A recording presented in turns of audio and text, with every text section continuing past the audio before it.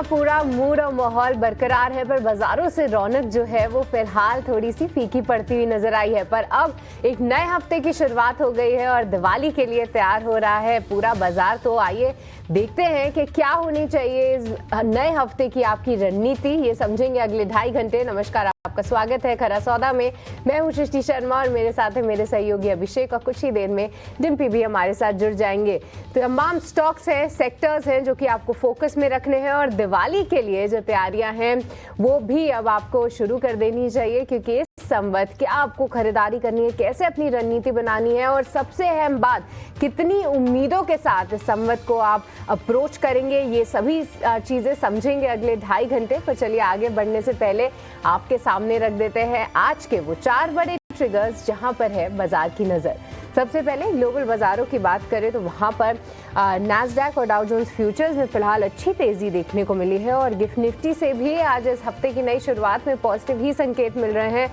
24,200 के पास gift Nifty आपको कारोबार करता हुआ दिखेगा। इसके अलावा क्रूड में काफी एक्शन है। जिस तरीके की जियोपॉलिटिकल टेंशंस को लेकर खबरें आई हैं, वहां पे आप क्रूड में सुबह ही अगर हम चेक करें तो 4% से ज्यादा की गिरावट देखने को मिली है। $73 पर बैरल के नीचे फिसलता हुआ ब्रेंट क्रूड ऑयल, और लाजमी सी बात है इसको लेकर कई सारे स्टॉक्स भी फोकस में रहेंगे। एफआईआईज की अक्टूबर महीने में फिलहाल 1 लाख करोड़ तक की बिकवाली हो चुकी है कैश सेगमेंट से। तो लगातार जो एफआईआईज की तरफ से प्रेशर है वो बरकरार है, पर अब ये आखिरी हफ्ता है, एक्सपायरी का हफ्ता है, तो इसे देखना होगा कि पोजीशंस किस तरीके से वो रोल ओवर करते हैं। ये एक अहम ट्रिगर साबित हो सकता है बाजार के लिए। साथ ही साथ नतीजों के लिहाज से आज आईसीआईसीआई बैंक और श्रीराम फाइनेंस, ये 2 काउंटर्स पे नजर रखिए। अच्छे नतीजे आए हैं फाइनेंशियल स्पेस से, ये काउंटर्स में एक्शन भी दिख सकता है और ये बाजार को सपोर्ट भी कर सकते हैं। साथ ही आईडीएफसी फर्स्ट बैंक की बात करें तो वहां पे नतीजे थोड़े कमजोर हैं। आईपीओ एक्शन भी भरपूर है, जहां पे वारी एनर्जीज की आज लिस्टिंग होगी, इस पर होगी नजर, और साथ ही आने वाले नतीजों में फोकस रहेगा एयरटेल और सन फार्मा पर।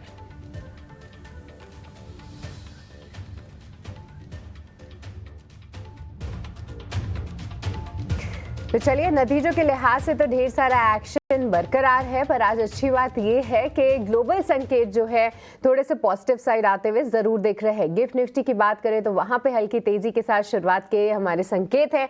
साथ ही डाउ जोन्स फ्यूचर्स में भी काफी अच्छी तेजी है। पर आइए विस्तार से समझते हैं क्या कुछ हुआ है ग्लोबल मार्केट में ओवर द वीकेंड। साथ ही साथ अगर हम देखें तो फिलहाल क्रूड और करेंसी को लेकर क्या कुछ एक्शन है। अभिषेक, आपसे ही समझना चाहेंगे क्या कुछ हलचल हो रही है ग्लोबल बाजारों में। गुड मॉर्निंग शिष्ट, गुड मॉर्निंग। देखिए, पूरा फेस्टिव फ्लेवर है और उम्मीद करके चलेंगे कि शायद थोड़ी सी रौनक त्योहारों के चलते बनते हुए देखिए बाजारों में लोअर लेवल से।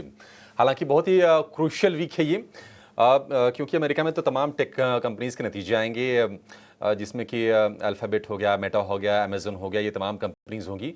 लेकिन अगर हम घरेलू बाजारों की बात करें तो निश्चित तौर पर हमारी इस सीरीज़ की एक्सपायरी भी होगी इस हफ्ते में, दिवाली भी है, तो निश्चित तौर पर एक क्रूशियल वीक है। लेकिन आज ग्लोबल बाजारों से संकेत हम कहेंगे कि अच्छे हैं। फिर से सवाल यह है कि क्या भारतीय बाजार इन संकेतों को फॉलो करेंगे, तो आज शायद हो सकता है कि फॉलो करना चाहिए। हालांकि अक्टूबर की अगर हम बात करें, अक्टूबर में लगातार बिकवाली हो रही है और करीब करीब एफआईआईज की 1 लाख करोड़ रुपए के आसपास की कैश मार्केट में बिकवाली हो गई है। लेकिन अगर हम अमेरिकी संकेतों की अगर हम बात करें तो डाउ फ्यूचर, नैस्डैक फ्यूचर दोनों आज मजबूती दिखा रहे हैं, और मैं देख रहा हूं कि गिफ्ट निफ्टी भी धीरे धीरे करके, अभी थोड़ी देर पहले 20-30 अंकों पर था, 50 अंकों के आसपास की तेजी गिफ्ट निफ्टी में हो गई है, 4.5% के आसपास की मजबूती है। लेकिन जो सबसे जो महत्वपूर्ण संकेत आया है वो आया है मिडिल ईस्ट से। हालांकि अभी भी वहां पर इजराइल के बीच में, हिजबुल्लाह हमास के बीच में, या फिर इजराइल का ईरान के साथ संघर्ष चल रहा है। इजराइल ने रिटेलिएटरी अटैक्स भी किए हैं ईरान के ऊपर, धड़ाधड़ करीब करीब 100 से ज़्यादा फाइटर जेट और मिसाइल्स के जरिए। ये शनिवार के बिल्कुल अर्ली मॉर्निंग ये चीज़ हुई है।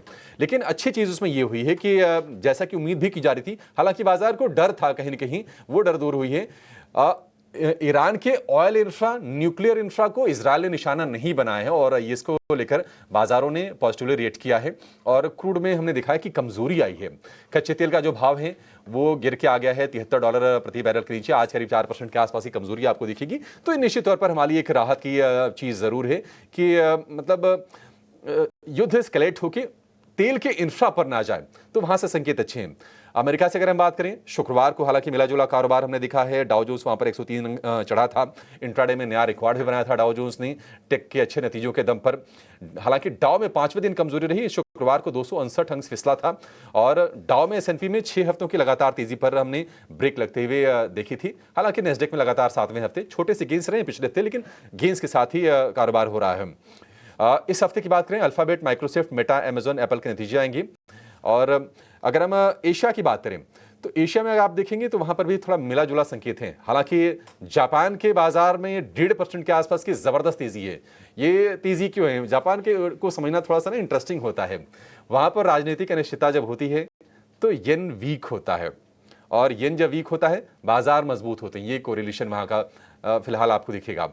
तो हुआ ये है कि वहां पर जो सत्तारूढ़ जो गठबंधन है LDP और कॉमिटो की, उन्होंने स्लैप इलेक्शंस करवाए थे और उस इलेक्शन में लोअर हाउस में उनको हार मिली है। हालांकि वो मेजॉरिटी के लिए, बड़ी मेजॉरिटी के लिए इलेक्शन करवा रहे थे, लेकिन उनको निराशा हाथ लगी है और उसके चलते हमने देखा कि येन कमजोर हुआ है। येन में करीब 1% के आसपास से गिरावट है और येन कमजोर होने से बाजार करीब 1.5% ऊपर है। उसके अलावा अगर आप देखेंगे एशिया में तो हांगकांग के बाजार और चीन के बाजार थोड़ी सी गिरावट के संकेत दे रहे हैं। तो अपने लिए वो ठीक है, थोड़े गिरे अगर वो कमजोर हो तो हमारे लिए पॉजिटिव है। तो आज ग्लोबल बाजारों से ओवरऑल अगर हम कहें तो संकेत पॉजिटिव साइड के हैं। बस सवाल ये है कि कितने फॉलो करेंगे हमारे बाजार, इस पर नजर जरूर रहेगी। चलिए आगे बढ़ेंगे और जरा ये समझ लेते हैं कि FIs की जो लगातार बिकवाली चल रही है उसके क्या मायने हैं और क्या इस बिकवाली के आंकड़ों के बीच कुछ उसमें सुधरता हुआ कुछ दिख रहा है। क्योंकि शुक्रवार को इंडेक्स ऑप्शंस में 13,457 करोड़ रुपए की बाइंग हुई है। स्टॉक फ्यूचर्स की बात करें 4,000 करोड़ रुपए की बाइंग हुई है। हालांकि कैश मार्केट में 3,000 करोड़ की सेलिंग हुई थी और उसके चलते अक्टूबर का जो ओवरऑल आंकड़ा है वो पहुंच गया है 1 लाख करोड़ रुपए के पार बिकवाली का। डिम्पी हमारे साथ जुड़ गए हैं। Dimpy, good morning. दिवाली की अग्रिम शुभकामनाएं, बधाई भी आपको। बताइए आज संकेत किस तरह से FIs को के आंकड़ों को किस तरह से रीड करें? देखिए, बधाई आपको भी और हमारे पूरे दर्शकों को भी, पूरे पैनल को भी, सृष्टि को भी।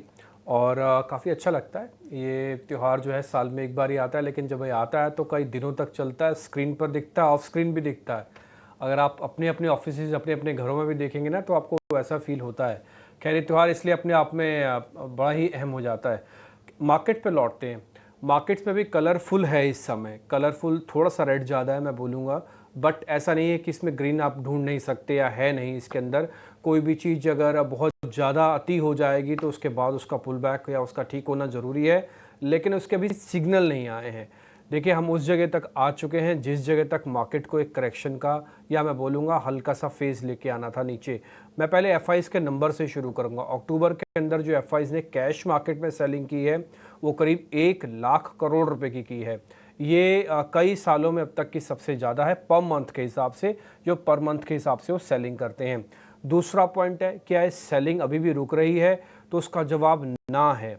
अभी भी वो सेलिंग रुक नहीं रही है। और आपको ध्यान होगा, हमने 2 लेवल्स और FIs का नंबर कैलकुलेट करके आपके सामने रखा था। आपको ध्यान है 24,800, हमने कई बार आपको बताया कि 24,800 जाएगा तो मुश्किल आएगी और बहुत बड़ी अच्छी मुश्किल भी आ सकती है। आप ये सोच के देखो, 24,800 जाने के बाद आपने फ्राइडे वाले दिन 24,000 के करीब करीब दर्शन कर लिए। आप ये देखो, 700-800 पॉइंट हम तब खड़े थे जब बाजार को बिल्कुल नहीं टूटना था और वहां से सपोर्ट लेना था। ये FIs का ना होना भी अपने आप में इस वजह का सूचक है। आपको 700-800 पॉइंट पता भी नहीं चले कब कब में साफ हो गए और आप वहां पे पहुंचे हुए हो। लेकिन मैं सारा क्रेडिट फिर मैं FIs को भी नहीं दूंगा। मैं इस समय थोड़ा बोलूँगा कि DIs की होल्डिंग भी 40% के आसपास है। हम ऐसे जंक्शन पे आ चुके हैं जहां पर अब FIs का रोल बहुत इंपॉर्टेंट है। देखिए, मैं बार बार इसलिए बोल रहा हूँ कि ऐसे जंक्शन, ऐसा जंक्शन, ये जंक्शन कौन सा है जिसके बारे में हम सुबह से नोटिस करवा रहे हैं? वह डेरिवेटिव एक्सपायरी। अक्टूबर सीरीज की डेरिवेटिव एक्सपायरी आ गई है। 30 तारीख को बैंक निफ्टी है और 31 तारीख को निफ्टी की एक्सपायरी है, ठीक दिवाली से जस्ट पहले। आप 28 तारीख में आज ट्रेड कर रहे हो, 3 दिन रह गए आपके पास। रोल ओवर अभी अच्छा हुआ नहीं है। ये एक बहुत बेहतरीन मौका है इंस्टीट्यूशनल्स के पास FIs की होल्डिंग को ठीक होने का। अगर यहाँ से सब कुछ ठीक होता है तो ट्रस्ट मी, आप अक्टूबर में जब आए थे, आपको ध्यान होगा मैंने आपको बताया था कि बहुत भारी होके आप आ रहे हो, एंड ट्रस्ट मी, अब अक्टूबर जब आप ख़त्म कर रहे हो आप बहुत लाइट हो चुके हो। भारी से जो लाइट की जो जर्नी रही है ना, इसने बाजार को बहुत तहस नहस किया। आपके सामने ही है 26,000 वाला इंडेक्स आज 24,000 पे खड़ा है। निफ्टी 54,000 वाली बैंक निफ्टी आज 50,000 के 51,000 के मुआयने पर आके खड़ी हुई है। तो ये एफआईज का इस समय का रोल है। अब आप एक्सपायरी एक बड़ा ट्रिगर बनने जाएगा। अभी देखिए कोई एक्सपायरी की बात अभी करेगा नहीं। जो बहुत ही कीन इन्वेस्टर्स हैं या जो मार्केट को डाटा को बहुत ही कीनली तरीके से देखते हैं, वो एक्सपायरी की इंपॉर्टेंस को समझते हैं। यहाँ पर एक्सपायरी बहुत बहुत क्रूशियल रोल प्ले करेगा। अभी ईरान इजराइल वाला मैटर अभी आप थोड़ी देर पहले अभिषेक जी बता रहे थे, ठीक है, वो पॉइंट अपनी जगह पे है, लेकिन मेरे को लग रहा है कि जितने ज़्यादा ये हो रहा है ना एक्शन, उतना समझौते की तरफ भी बढ़ा जा रहा है। अगर दोनों ने एक बड़ा पॉइंट रख दिया अपना और बड़ा युद्ध या बड़ी एक कार्रवाई कर दी, तो मेरे को लगता है कि शायद सीज फायर भी आप जल्दी से सुनेंगे। मार्केट सीज फायर सुनना चाहता है, सुनेगा तो मार्केट रिएक्ट करेगा उस पर। तो ये भी मैं थोड़ा पॉजिटिव मानता हूँ, इसलिए मेरे को लगता है जो नेगेटिव हो रहा है वो सब कुछ पॉजिटिव की तरफ भी बढ़ने के लिए हो रहा है। मैं एक पॉइंट के साथ ये एफआईज वाला ख़त्म कर दूंगा। सबसे पहले पता कैसे लगेगा कि एफआईज ठीक हो रहा है कि नहीं हो रहा? आप देश की 6 या 5 बड़ी कंपनीज का चुनाव कर ले, उसमें इक्का दुक्का कोई बैंक डाल देना, एक रिलायंस, एक आईटी, एक थोड़ा ऑटो या एक ऐसा कुछ और। इन 5 से 6 कंपनीज में अगर पैसा अच्छा आ रहा है और अपने बॉटम को ब्रेक नहीं कर रहे हैं, समझ लीजिएगा अब एफआई जो है बहुत ज़्यादा सेलिंग करने के मूड में नहीं है। ये पहला पॉइंट है। लास्ट की होल्डिंग्स मैं ज़रूर बता देता हूँ क्योंकि उसमें किसी तरह का बदलाव नहीं है। और आपको मैं एक अच्छी चीज़ बताऊँ, उसमें होल्डिंग्स में 1% बकायदा एफआईज की तरफ से खरीदारी हुई है। ये गलत पॉइंट है कि एफआईज जिस जगह पर आके रुके हैं, लेकिन उसी जगह पे ही रुके रुके काफ़ी करेक्शन हो गया। मैं सिर्फ होल्डिंग्स बता के इस एफआईज वाले क्वेश्चंस को ख़त्म कर दूंगा। होल्डिंग्स जो है लॉन्ग की एफआईज की वो 36% है, ये 35% से बढ़ी है 1%। रिटेल की होल्डिंग 65% है, ये 64% से बढ़ी है। और डीआईज की होल्डिंग 40% है, नियर बाय 40% ही थी वो। तो डीआईएस की होल्डिंग में बिना कोई बदलाव। रिटेल और एफआईज ने बेचा नहीं है लॉन्ग में, हाँ कैश में बेच के थोड़ा हेज किया हुआ है। ठीक है, तो ये एफआईज के और एफएनओ के ये आंकड़े या हो गए उनके पोजीशनिंग को लेकर। लेकिन निफ्टी वाले सवाल से पहले ना एक आंकड़ा मैं निफ्टी आपको दिखाना चाहूंगा, वो है नतीजों का। ज्यादातर नतीजे निफ्टी के आ गए हैं, मतलब अगर हम 50% ज्यादा आ गए हैं। 27 नतीजे आ गए हैं 50 में से। उसमें से अब तक हम ये दिखा रहे थे कि अनुमान से जो बेहतर नतीजे थे उनकी संख्या कम थी, अनुमान से कमजोर उनकी संख्या ज्यादा थी। अब वो ऑलमोस्ट बराबरी का हो गया है। अनुमान से बेहतर 8 नतीजे, अनुमान से कमजोर 8 नतीजे, अनुमान के मुताबिक 7 और मिले जुले 4 नतीजे। तो रिजल्ट सीजन में बड़े बड़े नतीजे आ गए हैं, कुछ कुछ नतीजों का भी इंतजार है। तो वहां से जो नेगेटिविटी थी, थोड़ी पॉजिटिविटी वहां से भी सुनने को मिल रही है। अब पिछले हफ्ते करीब 3% के आसपास निफ्टी गिरा है। हालांकि शुक्रवार का सत्र अगर मैं याद करें तो लोअर लेवल से अच्छे से रिकवर कर रहा था निफ्टी।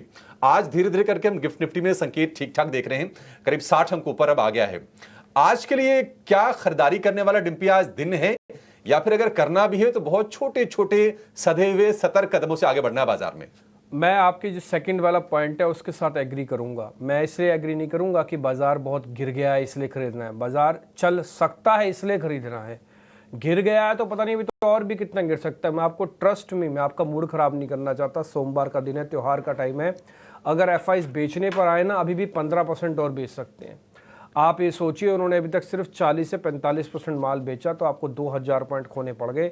निफ्टी का 200 दिनों का एवरेज बहुत नीचे है, वो 23,000 के लेवल्स पे है।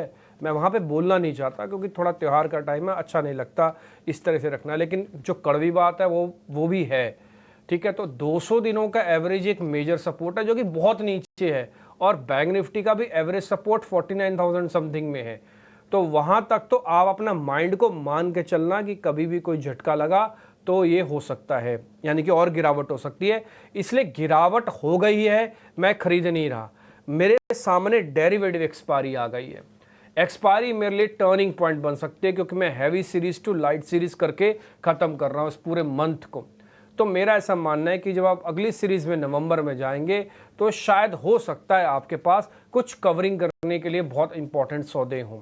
तो इसलिए 2 दिन डेरिवेटिव्स के डाटा को, स्पेशली एक्सपायरी का रोल ओवर पोजीशनिंग, ये सब ज़रूर चेक कीजिएगा। जो काफ़ी प्रोफेशनल हैं वो तो करेंगे ही, जो नॉन प्रोफेशनल हैं थोड़ा सा वो भी ज़रूर देखें इस बार की डेरिवेटिव एक्सपायरी कैसे जा रही है। अब आते हैं जो अपनी अभी नंबर्स की बात बताई, नंबर्स वाला कोट वापस से दिखाना। देखिए मार्केट को फर्स्ट हाफ में जब ये नंबर्स आना शुरू हुए उस समय बाजार अलग ही मूड में था, उसका दर्द कहीं और था और ये नंबर्स को इग्नोर कर रहा था। अब उसने 3-4 इंजेक्शन दर्द के लगवा लिए हैं, तो अब मार्केट इस चीज़ को भी नोटिस करेगा क्योंकि 50% नंबर्स आना अभी भी बाकी हैं और आप आंकड़ा बता रहे हैं कि बराबर बराबर का हो चुका है। तो मैं ये एक्सपेक्ट करता हूं कि जो रिमेनिंग 50% नंबर्स आएंगे, यानी कि 50 में से करीब 23 नंबर्स अभी आना बाकी हैं, तो ये अगर आते हैं तो थोड़ा ये भी मार्केट इसको कंसीडर करेगा। ईरान इजराइल वाले मैटर को भी कंसीडर करेगा, बट वो पॉजिटिव करेगा, नेगेटिव नहीं करेगा। तो बहुत सारी चीज़ें ना पिट के यहाँ तक पहुँच चुकी हैं। तो मेरा एक्सपेक्टेशंस है कि सबका साथ सबका विकास लग गया तो फिर आप छोटा सा एक पुल बैक देखोगे। ये सारी चीज़ों को देखते हुए ही मैं कह रहा हूँ कि छोटी मोटी पोजीशन, जिसको हम अपनी इंग्लिश लैंग्वेज में लैप ट्रेड या हिंदी में बोले कि छुटपुट ट्रेड आप ज़रूर करना चाहें तो कर सकते हैं। लेवल्स मैं क्लियर कर देता हूँ। पैनिक लो नियर अबाउट 24,000 के बने हुए हैं, तो आप 24,000 के पैनिक लोस के हिसाब से पोजीशंस को रखें।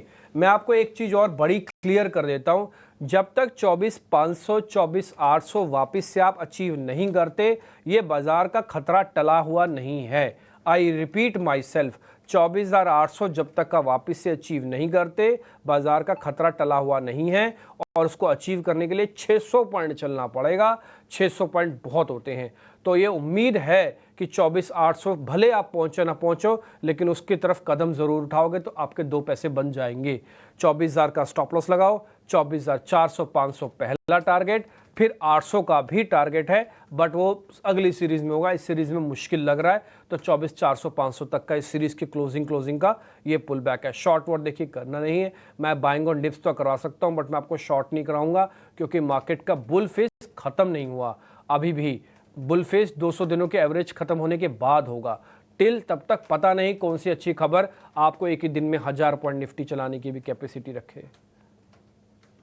ये नज़रिया है निफ्टी 50 पे। पर डिम्पी, जिस तरीके ये दिवाली का जो त्यौहार होता है उसमें सफाई का काफ़ी इम्पोर्टेंस रहती है और उसके ठीक पहले देखिए ऐसा ज़रूर लग रहा है कि पोर्टफोलियो की सफाई टाइप हो गई है। ऐसे में डिम्पी, निफ्टी बैंक ने भी काफ़ी सेंटिमेंट बिगाड़ा है। आपसे समझना चाहेंगे निफ्टी बैंक के लिए क्या रणनीति होनी चाहिए? क्या यहाँ पे एक बाउंस बैक की उम्मीद करें? नहीं, ये बात आपने सही बोली कि ठीक दिवाली से पहले सफाई होती है और सफाई के अंदर आपने एक और चीज़ भी नोटिस की होगी, जब सफाई होती है जो ख़राब चीज़ होती है उसको बाहर कर दिया जाता है, फिर नई चीज़ों का आगमन भी होता है।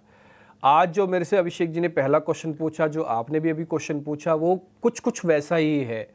आप सब यही सुनना और जानना चाहते हैं कि सफाई तो हो गई, नया फर्नीचर, नया सामान घर में कब आएगा, वो खुश घड़ी कब आएगी जब हम इस दुख से निकल के खुशी की लहर की तरफ दौड़ेंगे। आप दोनों का क्वेश्चन ऑलमोस्ट एक ही है और स्वाभाविक है। इस तरह के कपड़े, इस तरह के चकाचौंध और इस तरह का त्योहारी मॉल में ऐसा ही पूछा जाना चाहिए और यही ही मैं बताना चाह रहा हूँ कि तो थोड़ा बहुत नया फर्नीचर आएगा। ऐसा नहीं है कि बिल्कुल आपने सफाई कर दी घर में तो कुछ नया नहीं होगा, नया होगा, लेकिन अभी बहुत बड़ा पैसा मत खर्च करना। अभी एक देव दिवाली भी आएगी, अभी तो आपकी दिवाली है ना मानवों की, अभी फिर एक देवों की भी दिवाली आएगी जिसको हम कार्तिक पूर्णिमा कहते हैं। तो मेरा ये मानना है कि वो कार्तिक पूर्णिमा नवंबर के मिड में आएगी, तो मनुष्यों की दिवाली और देवों की दिवाली के बीच में चीज़ें ठीक हो जाएंगी। देव दिवाली के बाद और ठीक होने की उम्मीद लगती है। तो थोड़ा संभल कर छोटा छोटा फर्नीचर, छोटा छोटा सामान घर में रखना शुरू करो, क्योंकि काफ़ी सफाई हो चुकी है। जहाँ जहाँ जगह आपने साफ़ की है वहाँ वहाँ नया फर्नीचर अब ज़रूर डालो। अब आते हैं बैंक निफ्टी के लेवल्स के हिसाब से। देखिए पैनिक लो बना हुआ है 50,300 400 के आसपास का, 750 के आसपास हम बंद हुए हैं। मैंने एक लेवल आपको याद भी करवाया था, आपको अच्छे से याद भी होगा, 24,800 और 51,800। 51,800 भी गया, 24,800 भी चला गया।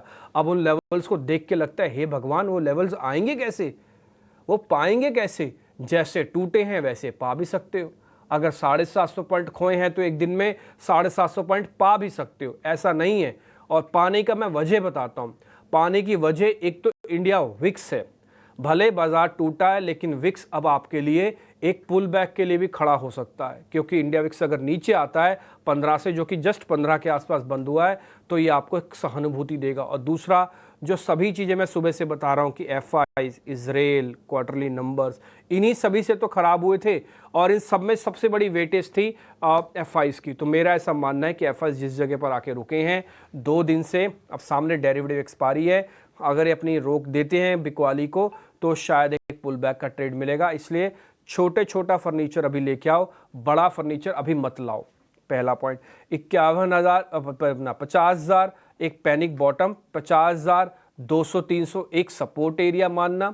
पुल बैक के अंदर पहला 51,000, दूसरा 51,200, फिर तीसरा 51,800। ध्यान रखिएगा, जिस दिन 24,800 आ जाए, जिस दिन 51,800 आ जाए, आप मेरे को सुने ना सुने, अपने मन की, अपने डाटा की बात सुनिएगा, सब कुछ चेक कर लीजिएगा, सब कुछ ठीक हुआ तो फिर आगे बढ़िएगा।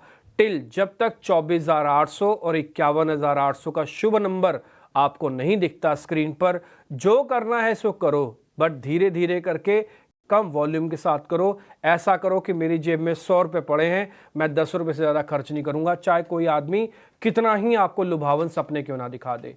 आप अपने उस पर टिके रहो, प्रिंसिपल्स पे।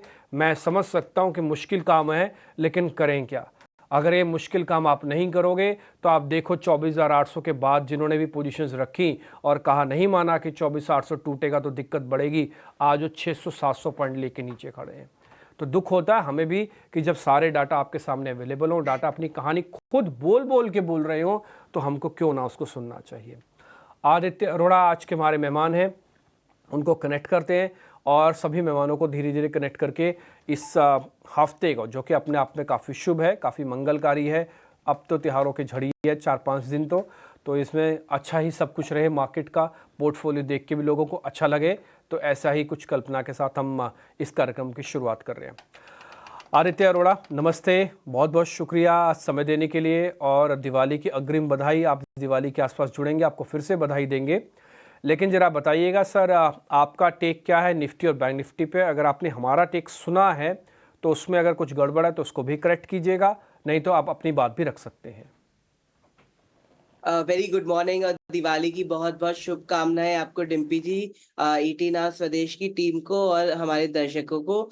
देखिए, दिवाली आ रही है और बाजार का मूड माहौल भी बदलने को तैयार है, ऐसा लग रहा है, क्योंकि बाजार काफी ओवरसोल्ड टेरिटरी में चला चुका है। लास्ट टाइम जब हमारी बात हुई थी तब हम करीब करीब 26,000 पे ट्रेड कर रहे थे। मैंने निफ्टी पे भी बेरिश व्यू दिया था और बैंक निफ्टी पे भी बेरिश व्यू दिया था। अब 24,000 के आसपास काफी सारे पुट राइटर्स एक्टिव है। मुझे लगता है यहाँ पे एक शॉर्ट टर्म बाउंस बैक बाजार में देखा जा सकता है और मीडियम टर्म बाजार का ट्रेंड बिगड़ता नजर आ रहा है। ये एक चीज हमको अच्छे से गांठ बांध लेनी चाहिए, पर शॉर्ट टर्म बाउंस बैक यहाँ से देखा जा सकता है टुवर्ड्स 24,300 से लेके 24,600। तो अभी समय है एक अच्छे स्विंग ट्रेड खेलने का और मुझे लगता है कि यूएस इलेक्शन भी पास आ रहे हैं, तो एक यहाँ पे एक पॉजिटिव रणनीति बनाई जा सकती है।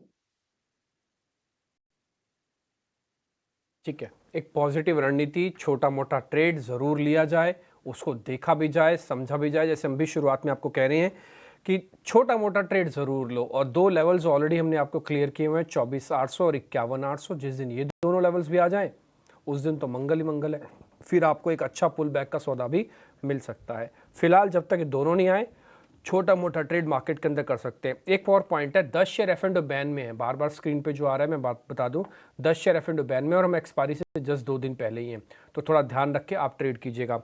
आदित्य, आपके सौदे कौन से हैं? डिम्पी जी, मैंने एक ट्रेड ढूंढा है कैपिटल गुड्स की स्पेस में से। थर्मैक्स देखिए आप, शानदार इसमें तेजी देखने को मिली बाजार में। लंबा चौड़ा करेक्शन था बट ये स्टॉक एकदम डट के खड़ा रहा फ्राइडे को। यहाँ पे बायर्स थोड़े से एग्रेसिव हो रहे हैं, तो थर्मैक्स को बाय किया जा सकता है 5431 में। 5130 रहेगा स्टॉप लॉस और 5731 रहेगा टारगेट। 5731 का टारगेट होगा थर्मैक्स के लिए। हमने देखा है कि पिछले अगर 7 दिन में देखेंगे 5% के आसपास की तेज़ी आपको दिखा चुका है ये शेयर 5-5.5% के आसपास की। लेकिन कहीं न कहीं नतीजों को लेकर मूड थोड़ा चेंज हो रहा है, जैसा कि हम आपको आंकड़ों में दिखा भी रहे थे कि अब 7 शेयर अनुमान से बेहतर हैं, 8 कंपनियों के नतीजे अनुमान से कमज़ोर हैं। अनुमान के मुताबिक की बात करें तो वो भी बराबर हैं, थोड़ा सा सेंटिमेंट बेहतर ज़रूर हुआ है। लेकिन हमारे सहयोगी जिने नागर जुड़ रहे हैं आपको बताने के लिए कि कौन-कौन से नतीजे आए हैं जिन पर आज बाजार का रिएक्शन आएगा और साथ-साथ खबरों वाले शेयर कौन से होंगे, इस पर भी हम जानकारी उनसे लेंगे। जिन्हें हमारे साथ जुड़ गए हैं, जिन्हें गुड मॉर्निंग। पहले तो आपको दिवाली की ढेर सारी शुभकामनाएं। बताइए कौन-कौन से नतीजे आए हैं, पहले उसकी बातचीत कर लेते हैं, उसके बाद आपसे हम खबरों वाले शेयर जानेंगे।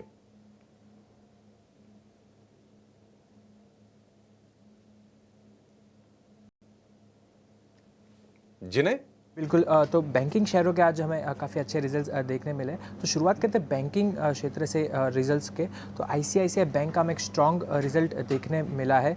अगर हम नेट इंटरेस्ट की बात करें तो 16% की बढ़ोतरी देखने मिली। वही मुनाफे में भी हमें 14.5% की ग्रोथ देखने मिली है। लेकिन प्रोविजंस की तरफ देखेंगे तो प्रोविजंस ऑलमोस्ट डबल होते हुए दिख रहे हैं। 1200 करोड़ के ऊपर के प्रोविजंस देखने मिले, ईयर ऑन ईयर बेसिस पे ऑलमोस्ट डबल होते हुए नजर आ रहे हैं। इसी के अलावा बंधन बैंक की बात करेंगे तो इनलाइन सेट ऑफ नंबर्स हमें यहाँ पे देखने मिले। एनआई की बात करेंगे तो 20% की ग्रोथ देखने मिली है। वहीं मुनाफे में भी 30% की ग्रोथ देखने मिली है। और कंपनी ने इसी के साथ मिस्टर पार्थ प्रतिम सेनगुप्ता को एज ए एमडी और सीईओ को भी अपॉइंट किया है। आगे बात करेंगे बैंक ऑफ बड़ौदा के नंबर्स के बारे में, तो काफ़ी स्ट्रॉन्ग नंबर्स देखने मिले हैं। एनआई में 7% का ग्रोथ देखने मिला है। वहीं मुनाफे में भी 23% की ग्रोथ देखने मिली है। लेकिन एक हाईलाइट फैक्टर ये होगा कि कंपनी ने अपने कमेंट्री में कहा है कि उनका जो ग्रोथ गाइडेंस है उसको 100 बेसिस पॉइंट से कम किया है। सो 1% का कटौती की है कंपनी ने अपने ग्रोथ गाइडेंस में। तो ये एक रहेगा की factor to watch out Bank of Baroda के लिए। Moving on IDFC First Bank की तरफ देखेंगे तो थोड़े वीक सेट ऑफ नंबर्स देखने मिला है। क्लियरली एनआई बात करेंगे तो ग्रोथ देखने मिली है 21% की। पैट में लेकिन हमें एक भारी गिरावट देखने मिली 73% की। और इसका जो मेन रीजन वो है प्रोविजंस। कंपनी ने अपने प्रोविजंस ऑलमोस्ट 3 टाइम्स बढ़ाया है। 1732 करोड़ का प्रोविजन देखने मिल रहा है। ईयर ऑन ईयर बेसिस पर अगर आप देखेंगे तो वो है 528 करोड़ का। तो काफ़ी बड़ा जंप हमें प्रोविजंस में देखने मिला है। इसी के बाद येस बैंक ने भी अपने नंबर्स पेश किए थे। वहाँ पे अगर हम देखेंगे तो इंटरेस्ट इनकम में 15% का ग्रोथ देखने मिला है। वही मुनाफे में करीब 2.5 टाइम्स का हमें एक जंप देखने मिला है बड़ा, 553 crore versus 225 crore year on year basis मुनाफे में। आगे चलेंगे श्रीराम फाइनेंस की बात करेंगे तो वहाँ पे भी हमें एक दमदार नतीजे देखने मिल रहे हैं। एनआई की बात करेंगे करीब 19% की ग्रोथ देखने मिल रही है। मुनाफे में भी 18% की ग्रोथ नजर आई है। तो काफ़ी स्ट्रॉन्ग नंबर्स श्रीराम फाइनेंस के एयूएम में भी करीब 20% की ग्रोथ नजर आई है। बात करेंगे आरईसी के तो इनलाइन सेट ऑफ नंबर्स है अनुमान के हिसाब से। एनआई में 22% की ग्रोथ देखने मिल रही है। वही मुनाफे में भी 6.5% की ग्रोथ नजर आ रही है। आगे चल के बात करेंगे इंडिको का तो ओवरऑल अनुमान के हिसाब से इनलाइन सेट ऑफ नंबर्स देखने मिल रहे हैं। अगर आप रेवेन्यू में बात करेंगे तो 13.5% की ग्रोथ नजर आ रही है। वही कंपनी ने एक बड़ा नेट लॉस इस क्वार्टर दर्ज किया है 988 करोड़ का वर्सेस जो प्रॉफिट दर्ज किया था 188 करोड़ का ईयर ऑन ईयर बेसिस पे। तो एक ये रहेगा फैक्टर देखने के लिए। और एक मार्जिन में भी हमें काफ़ी गिरावट नजर आई है क्योंकि बेटा मार्जिन देखेंगे तो 11% कंपनी ने रिपोर्ट किए वर्सेस 18.8%। तो यहाँ पे भी एक बड़ा फॉल हमें नज़र आ रहा है। मूविंग ऑन सीडीएसएल पे फोकस रहेगा। अगर आप आय और नेट प्रॉफिट की बात करेंगे तो काफ़ी अच्छा दमदार ग्रोथ देखने मिला है 55% और 50% का ऑलमोस्ट। लेकिन मार्जिन्स वहाँ पर हमें क्लियरली एक दबाव देखने मिला है। मार्जिन्स 62% ही रहे, वही 62.4%। तो एक दबाव वहाँ पे देखने मिल रहा है। डिस्पाइट आय में ग्रोथ देखने मिले बट मार्जिन्स पर दबाव देखने मिला है। सेकंड टीटागढ़ रेलवेज यहाँ पे भी फोकस रहेगा। मुनाफे में बात करेंगे तो 14% की ग्रोथ नजर आई है। वही मार्जिन्स पर यहाँ पर भी हमें दबाव देखने मिला है। ईयर ऑन ईयर बेसिस पर अगर देखेंगे तो ऑलमोस्ट सिमिलर मार्जिन्स देखने मिले हैं। मूविंग ऑन कोल इंडिया ने अपने नतीजे पेश किए थे। वहाँ पे अगर हम क्वार्टर ऑन क्वार्टर बेसिस पे देखेंगे तो आय में एक बड़ा 16% का फॉल नजर आया है। वही इबिट्टा मार्जिन्स और इबिट्टा में भी हमें एक बड़ी गिरावट नजर आई। और मुनाफे की तरफ देखेंगे तो वहाँ पे भी एक 42% का फॉल हमें नजर आ रहा है कोल इंडिया में। Moving on DLF real estate stocks ने भी अपने नंबर्स पेश किए। तो डीएलएफ की बात करेंगे आय में अगर आप देखोगे तो 46% का ग्रोथ। वही नेट प्रॉफिट मुनाफा ऑलमोस्ट डबल से ज़्यादा हमें होते हुए नजर आया है। वही मार्जिन्स में हमें काफ़ी बड़ा प्रेशर देखने को मिला है क्योंकि 888 बेसिस पॉइंट्स मतलब करीब 9% का हमें फॉल देखने मिला है मार्जिन्स में। तो ये रहेगा कि वॉच आउट फैक्टर डीएलएफ के लिए। और आगे बढ़ते हैं मैक्रोटेक डेवलपर्स जो कि लोधा है उसके रिजल्ट्स के बारे में बात करते हैं। तो आय में एक अच्छी ग्रोथ 50% की ग्रोथ नजर आई है। वही इबिट्टा मार्जिन्स में भी हमें काफ़ी अच्छा ग्रोथ नज़र आ रहा है कंपनी के लिए। शुक्रिया जिन्हें ये लंबी लिस्ट हमारे सामने रखने के लिए, जहां पर आए हैं नतीजे। पर जिन्हें इसी के साथ ये भी बताइए कि खबरों के लिहाज से कौन से स्टॉक्स आज फोकस में रहेंगे। जी बिल्कुल, तो पहले तो रहेंगे क्रूड रिलेटेड स्टॉक्स जो कि ओएमसी से, पेंट से, लुब्रिकेंट है। हमें ब्रेंट क्रूड का अगर आप प्राइस देखेंगे तो वहाँ पे एक हमें फॉल नज़र आया। इसी के चलते इजराइल का जो अवॉइड हो रहा है ईरान के ऊपर अटैक, उसके चलते भी हमें ये क्रूड रिलेटेड स्टॉक्स फोकस में रहेंगे, तो यहाँ पर हमें एक नज़र बनाए रखनी चाहिए। इसके अलावा आईटीडी सीमेंटेशन ये भी रहेगा फोकस में कंपनी। प्रोमोटर ग्रुप जो है अडानी ग्रुप, वो 46.64% स्टेक बाय करने वाली है कंपनी में, और ये जो प्राइस होगा, फ्लोर प्राइस वो होगा 400 रुपये, जो कि करंट मार्केट प्राइस से डिस्काउंट है 25% का। तो आईटीडी सीमेंटेशन भी रहेगा फोकस में।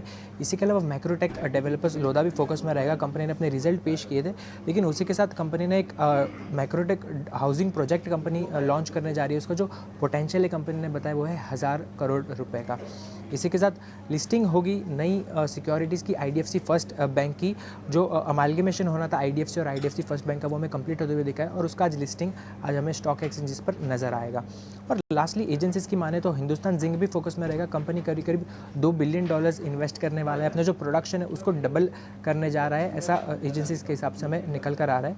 और लास्टली कॉर्पोरेट एक्शन फ्रंट पर अगर हम नज़र देंगे तो डॉक्टर रेड्डीज जो है स्टॉक स्प्लिट उसका हुआ था 5:1 का, और रिलायंस इंडस्ट्रीज़ उसका भी आज एक्स डेट है बोनस इशू का 1:1 का। तो ये रहेंगे स्टॉक्स जो आज फोकस में देखने मिलेंगे। बहुत शुक्रिया जिन्हें ये स्टॉक्स एंड न्यूज़ हमें बताने के लिए। पर आइए अब समझ लेते हैं कि ब्रोकरेजेस के लिहाज से कहाँ पर दिखेगा एक्शन, कहाँ पर आई हैं रिपोर्ट्स। हमारे साथ वरुण जुड़ चुके हैं ये पूरी लिस्ट के साथ। वरुण बताइए कहाँ पर है रिपोर्ट्स। डेफिनेटली, तो शुरुआत करूंगा बैंकिंग सेक्टर की कंपनियों के साथ, क्योंकि सबसे बड़ी रिपोर्ट्स तो वहीं आई, और आईसीआईसीआई बैंक ये सबसे बड़ा फोकस होगा यहाँ पे, क्योंकि एक सुर में सभी के सभी ब्रोकरेज हाउसेस जो है इन्होंने अपने प्राइस टारगेट बढ़ाए हैं। नमूरा की बात करता हूँ, खरीदारी की सलाह प्राइस टारगेट 1420 से बढ़ा के 1575। जेफरीज खरीदारी की सलाह प्राइस टारगेट 1460 से बढ़ा के 1550। इन्वेस्टेक खरीदारी की सलाह 1350 से बढ़ा के 1450 के प्राइस टारगेट दिए। इनका कहना है कि कंपनी के नतीजे ओवरऑल अगर आप देखेंगे तो काफ़ी अच्छे, और जो प्रीमियम ये बैंक कमांड करता था ये प्रीमियम अभी भी जारी रहेगा। नतीजों को देख के इनको ये लगता है। बैंक ऑफ बड़ौदा, यहाँ पे अगर आप देखेंगे तो प्राइस टारगेट कट किए गए हैं, क्योंकि इन्होंने जो अपना गाइडेंस में खासकर कट किया है उसके चलते प्राइस टारगेट कट किया है। नमूरा खरीदारी की सलाह प्राइस टारगेट 280 से बढ़ा के यहाँ पे 290 है, लेकिन बाकी को अगर आप देखेंगे तो IIFL प्राइस टारगेट कट किया है 310 से घटा के 300, और इन्वेस्टेक अगर आप देखेंगे तो 280 से घटा के इन्होंने 260 का किया है। नतीजे सबको ठीक लगे, लेकिन गाइडेंस में कहीं ना कहीं थोड़ी बहुत दिक्कतें हैं। बंधन बैंक, नोमुरा की रिपोर्ट है, रेटिंग को अपग्रेड किया है, सेल से अब न्यूट्रल का कॉल दिया है। प्राइस टारगेट 170 से बढ़ा के इन्होंने 180 का किया है। इनका कहना है कि जिस तरह से चैलेंजिंग एनवायरनमेंट है, इस कंपनी के ओवरऑल नतीजे जो है वो ठीक ठाक थे, और स्लिपेजेस थोड़े बहुत एलिवेटेड रह सकते हैं आगे चल के। Q4 से इंप्रूवमेंट देखने मिलेगा। निम्स भी यहाँ थोड़े डिक्लाइन हुए, जो थोड़ी चिंता की बात है। हालांकि आगे चल के थोड़ा बहुत सुधार का अनुमान ये लगा रहे हैं। कोल इंडिया जेफरीज की रिपोर्ट है, खरीदारी की सलाह प्राइस टारगेट घटाए गए हैं 600 से घटा के 570।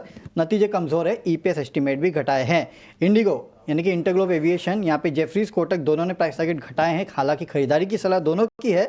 जेफरीज ने 5225 से घटा के 5100, और यहाँ पे कोटक 5400 से घटा के 5200 का किया है। नतीजे थोड़े बहुत मिस थे।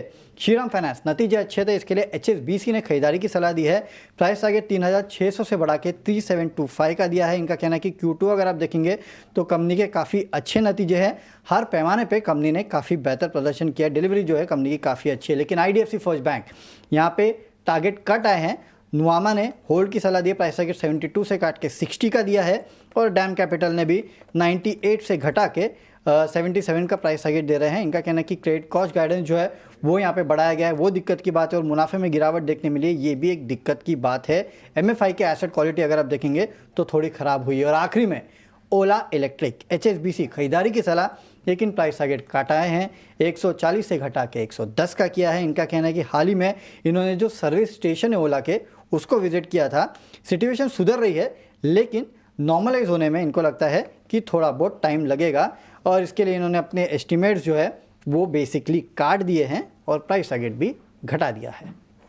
ऑलराइट, बहुत बहुत शुक्रिया वरुण, ये पूरी लिस्ट हमें बताने के लिए। तो नतीजों के लिहाज से ही ढेर सारे काउंटर्स जो हैं वो फोकस में रहेंगे, साथ ही साथ ब्रोकरेज रिपोर्ट्स का भी हमने व्यू समझा कि कहाँ पर आए हैं अपग्रेड्स और कहाँ पे लक्ष्य में बदलाव किए गए हैं। पर आदित्य, आपसे सबसे पहले दो बैंकिंग काउंटर्स पर राय जानना चाहेंगे। एक जगह देखिए तो ICICI बैंक जो कि रिपोर्ट्स बता रही है और नतीजे भी ये बयां कर रहे हैं कि जहां पर हम कई सारी चीज़ों में बैंकिंग काउंटर्स में दिक्कतें देख रहे थे, चाहे वो लोन ग्रोथ को लेकर हो, डिपॉजिट ग्रोथ को लेकर हो, एसेट क्वालिटी में हल्का फुल्का डिटोरिएशन हो, पर ICICI बैंक के जो नतीजे हैं वो सभी पैमानों पर काफ़ी स्ट्रॉन्ग साबित हुए हैं। ब्रोकरेजेस भी इसे अच्छा मान रहे हैं। आप एक बार चार्ट चेक करके बताइए कि क्या रणनीति होनी चाहिए ICICI बैंक पे, और साथ ही आदित्य बैंक ऑफ बड़ौदा पर भी अपना व्यू दीजिएगा। यहाँ पर नतीजे ठीक ठाक आए हैं, हालांकि ग्रोथ गाइडेंस हल्की सी घटाई है, कैसे देखिए इसे भी? Very good morning Srishti ji. देखिए, आईसीआईसी बैंक में आउट परफॉर्मेंस बहुत टाइम से देखने को मिल रहा है और एक डिबेट भी चलती थी ICICI Bank versus HDFC Bank. उसमें आईसीआईसी बैंक खरा उतरा है, काफी बार रिजल्ट्स अच्छे दिए और टेक्निकली भी स्टॉक ने बहुत अच्छे रिजल्ट्स दिए। और मुझे लगता है आज भी अगर आप फ्राइडे की भी बात करें तो काफी बैंकिंग काउंटर्स की अच्छे से पिटाई हुई थी, बट ये स्टॉक एकदम अच्छे से परफॉर्म किया।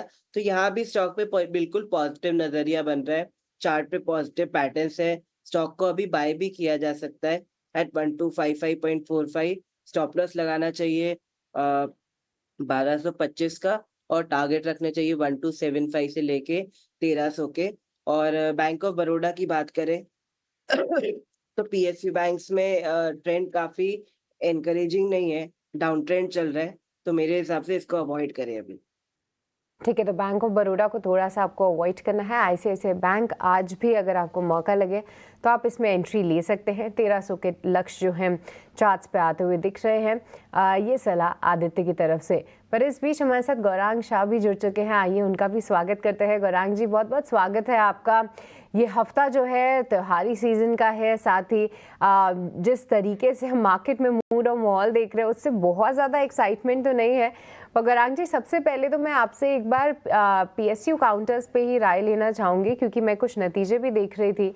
देखिए, BEL के नतीजे फ्राइडे को आए, स्टॉक में एक पॉजिटिव रिएक्शन देखने को मिला। साथ ही कोल इंडिया के जो नतीजे रहे ओवर द वीकेंड इतने अच्छे तो नहीं रहे, बट बहुत ख़राब भी नहीं बोलेंगे, क्योंकि सीजनली थोड़ा सा एक इम्पैक्ट रहता है। आज BHEL के नतीजे हैं। गौरांग जी, ये ऐसा सेक्टर है जहाँ पे कई सारे रिटेलर्स भी मौजूद हैं, साथ ही साथ इसमें करेक्शन भी काफ़ी आ गया है। कैसे देख रहे हैं आप PSU खेमे को, और साथ ही क्या यहाँ पे कोई अट्रैक्टिव अपॉर्चुनिटी है?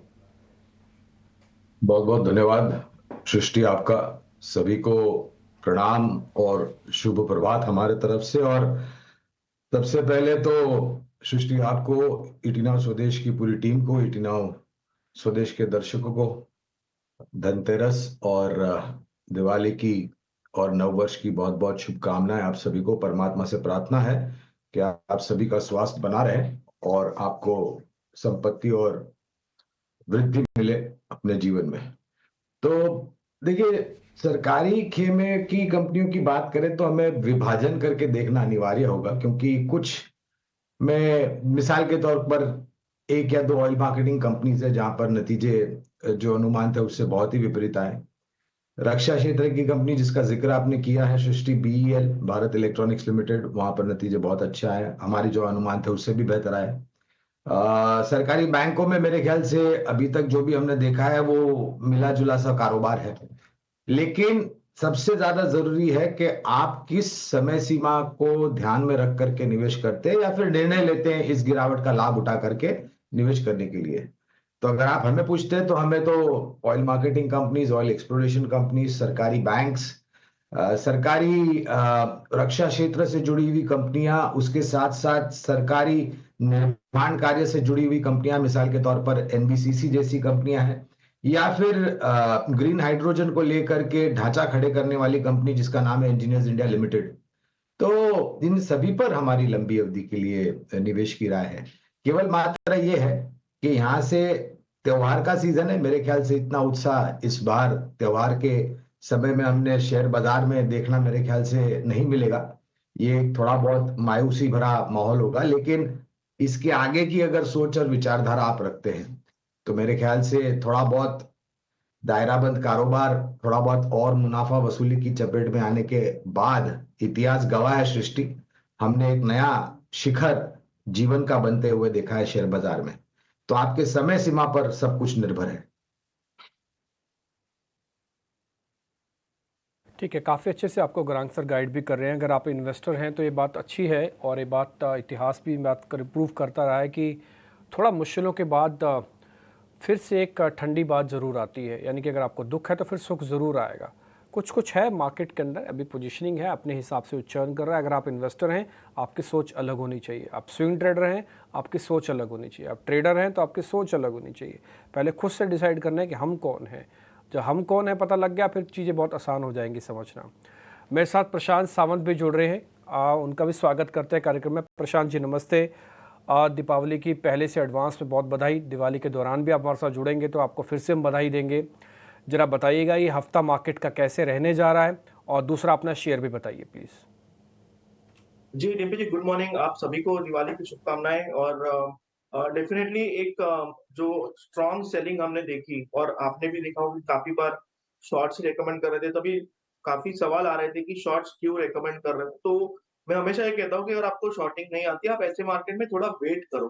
कोई बॉटम पे बाय करने की या टॉप के सेल करने की जो एक जिद होती है, वो काफी बार हमें नुकसान करती है, तो वो अवॉइड करनी चाहिए। अगर हमें समझ में नहीं आ रहा है, मैं हमेशा कहता हूँ when in doubt stay out. तो ये आपको मार्केट में फॉलो करना होगा, इससे आपके काफी पैसे बचते हैं। और हमेशा ये याद रखना चाहिए कि मुनाफा एक होता है, बट पैसे बचना ये भी एक तरह का मुनाफा ही है इस तरह के मार्केट। अब मुझे लग रहा है कि एक डिसेंट लेवल पे हम आए। मैं कोई स्ट्रॉन्ग पुल बैक रैली या कोई स्ट्रॉन्ग सेलिंग कंटिन्यू करते हुए एक्सपेक्ट नहीं कर रहा हूँ। मैं थोड़ा consolidation to sideways move expect कर रहा हूँ। और इसमें मुझे लग रहा है कि रणनीति ऐसी होनी चाहिए कि जहाँ पे रिस्क कम हो, जो स्टॉक सपोर्ट के बहुत नजदीक हो, वहां पे आप प्रयास कर सकते हो। तो यहाँ पे मुझे लग रहा है कि जेएसडब्ल्यू स्टील एक अच्छे सपोर्ट से शुक्रवार के सत्र में बाउंस हुआ था। जो लो बना था उस दिन वो करीबन 927 927 का था, और जो क्लोज हुआ था वो ऑलमोस्ट 940 के ऊपर हुआ था। मुझे लग रहा है कि यहाँ पे एक्यूमुलेशन किया जा सकता है करीबन 935-40 के जोन में, यानी करंट प्राइस के आसपास।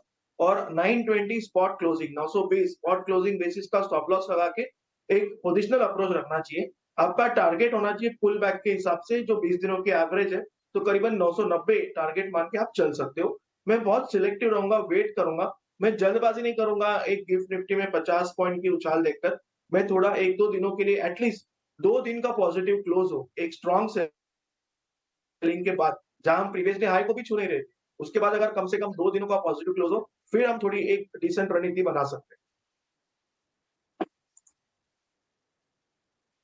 आपने आज तीनों मेहमानों को सुना होगा। तीनों मेहमानों की ऑलमोस्ट व्यू पॉइंट यही है, और हमारा डेरिवेटिव का डाटा भी ऑलमोस्ट यही पॉइंट बता रहा है कि एक छोटा पुल बैक ज़रूर आ सकता है। लेकिन आप इन्वेस्टर हैं, स्विंग ट्रेडर हैं, आप ट्रेडर हैं, उसी हिसाब से अपने अपने सौदे लीजिएगा, रिस्क रिवॉर्ड उसी हिसाब से कैलकुलेट कीजिएगा। ठीक, उट्स ना बैंक को लेकर आई हैं, उसमें से एक मैं सिर्फ नमूरा का ही जिक्र करूंगा। उन्होंने एक आईसीआईसीआई बैंक के 1500 प्लस का टारगेट दिया। उसी नमूरा ने कहा है कि बंधन बैंक को भी आप देख सकते हो। तो दो अलग अलग बैंक के अलग अलग श्रेणी के अलग अलग तरीके से काम करते हैं। तो बंधन बैंक को लेकर कह रहे हैं कि पहले वो सेल करना चाहते थे, लेकिन उनका स्टांस अब न्यूट्रल हो गया। वो कहते हैं कि हम अपने टारगेट को भी 170 से 180 कर देते हैं। तो थोड़ा कॉन्फिडेंस उन्होंने जताया है। आप बंधन बैंक को ट्रैक करते हैं सर? बंधन बैंक, खाली बंधन बैंक को ट्रैक करते हैं आप? डिम्पी, बिल्कुल बुनियादी तर्क के आधार पर खरीदारी की राय है, लेकिन दिक्कत एक ही है डिम्पी बंधन बैंक के साथ। नतीजे जो आते हैं पहले तो वो बहुत ही विपरीत आते हैं। कुछ तिमाहियों में आपको बहुत अच्छा रुझान आते हुए दिखता है, और कुछ तिमाहियों में उसी तरफ विपक्ष में अगर आप देखें तो बहुत मायूसी भरा कारोबार। दूसरी बात, इनके सर्वोच्चम अधिकारी को लेकर के कुछ अनिश्चितता कुछ समय पहले थी, लेकिन अब स्पष्टीकरण आ चुका है और एक नए व्यक्ति का चयन किया गया है, जो मेरे ख्याल से ये जो विपरीत नतीजे आते हैं दोनों तरफ, वहां पर स्थिरता लाने का प्रयास करेंगे। जोखिम झेलने की क्षमता अगर बहुत ही ऊपर की तरफ है, मैं बहुत ही स्पष्ट रूप से बता रहा हूं डिम्पी कि अगर आपके पास जोखिम झेलने की क्षमता बहुत ही ऊपर की तरफ है, तब जाकर के आप बंधन बैंक में निवेश कर सकते हैं। मौजूदा परिस्थिति और नतीजों को देखते हुए 230 के आसपास के लक्ष्यांक रखे हैं। थोड़ा जोखिम ज़्यादा है, आप रखना चाहते हैं तो ठीक है, मना नहीं है। और रिपोर्ट भी यही कह रही है कि भाई वो भी पहले सेल करना चाहते थे, अब उन्होंने स्टांस न्यूट्रल कर दिया, बाय नहीं किया, हाँ न्यूट्रल किया है, बेचेंगे नहीं, ये भी मना कर रहा है कि खरीदेंगे भी नहीं, बट बेचेंगे नहीं, ये बात साफ़ हो गई है। तो ये बात काफ़ी हद तक आपको गरांग सर ने भी इसी लाइन पे ही आपको बताया है। एक और रिपोर्ट है, काफ़ी इम्पॉर्टेंट रिपोर्ट इस समय आई है, उस रिपोर्ट पे है ओला इलेक्ट्रिक पे, हाल की लिस्टिंग है, आपको मालूम है ओला इलेक्ट्रिक की। और रिपोर्ट ये कह रही है कि भाई 140 से हम टारगेट को घटा के 110 कर देते हैं। ये HSBC की रिपोर्ट है। ये शेयर आपको पता ही है कैसे चला था, यहीं से ही लिस्ट हुआ था, इसी जगह से ही 75, 76, 78 के आसपास ही। और उसके बाद इसने जर्नी देखी, करीब 150 के ऊपर की, वापस उसी रेट पे आ गया जिस रेट से चला था। और रिपोर्ट अब जो भी है इस है, हालांकि रिपोर्ट अभी भी 110 समथिंग कह रही है, बट फिर भी 77 का भाव है। एक बार गौरांग सर वापस आपके पास ही आना होगा, क्योंकि इसमें टेक्निकल हेल्प नहीं कर पाएगा कुछ ज़्यादा, है ना, कुछ चार्ट छोटे हैं। आप जरा बताइए आपको क्या प्रॉब्लम है ओला से और क्या अच्छा दिखा ओला के अंदर, दोनों चीज़ बता दीजिएगा। डिब्बी, एक बात स्पष्ट रूप से बताना चाहूंगा आपके साथ और आपके सहयोगी के साथ। ओला इलेक्ट्रिक के आईपीओ के पहले, ओला इलेक्ट्रिक के जब लिस्टिंग हुई थी उस दिन और उसके पश्चात मैंने निरंतर एक बात कही है कि 1500 करोड़ का नुकसान नजरअंदाज नहीं करना चाहिए आपको, पहली बात।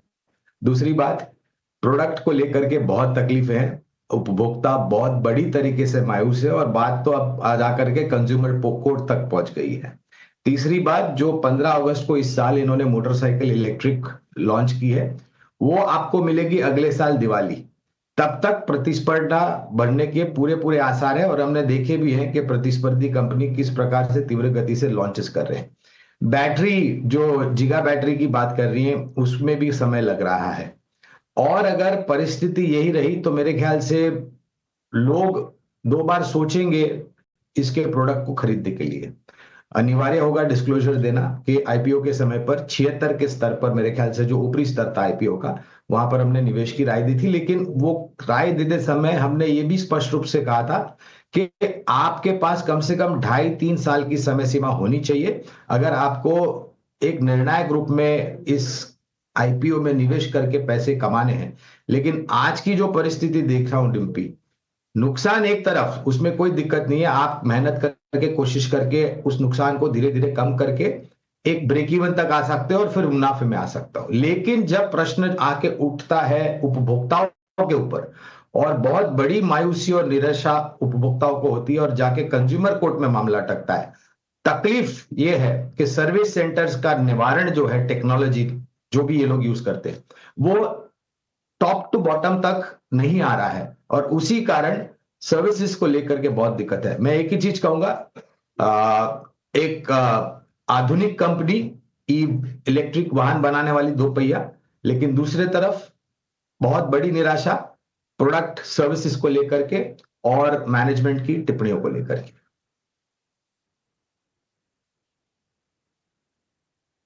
ओला इलेक्ट्रिक को लेकर ये व्यू, लेकिन एक और शेयर है जो नतीजों के चलते फोकस में रहेगा, वो है इंटरग्लोब एविएशन का, इंडिगो का।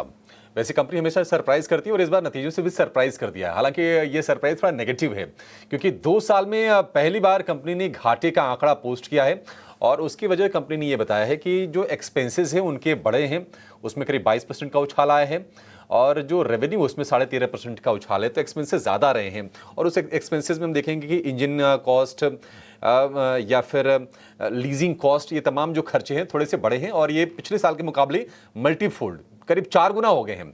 उसके चलते प्रेशर आया है नतीजों पर। एक बार जरा सपोर्ट लेवल चेक करते हैं, क्योंकि हो सकता है कि आज ये नेगेटिव रिएक्शन देगा शुरुआत में। प्रशांत जी, जरा इंडिगो का चार्ट चेक करिए, उसके बाद एक हम फंडामेंटल व्यू ही इस पर लेंगे। तो अभिषेक जी, यहाँ पे बहुत क्लियरली करीबन 4275 से लेके 4300, 4275, 4300 ऑल स्पॉट लेवल्स, यहाँ पे एक गैप सपोर्ट बना हुआ है।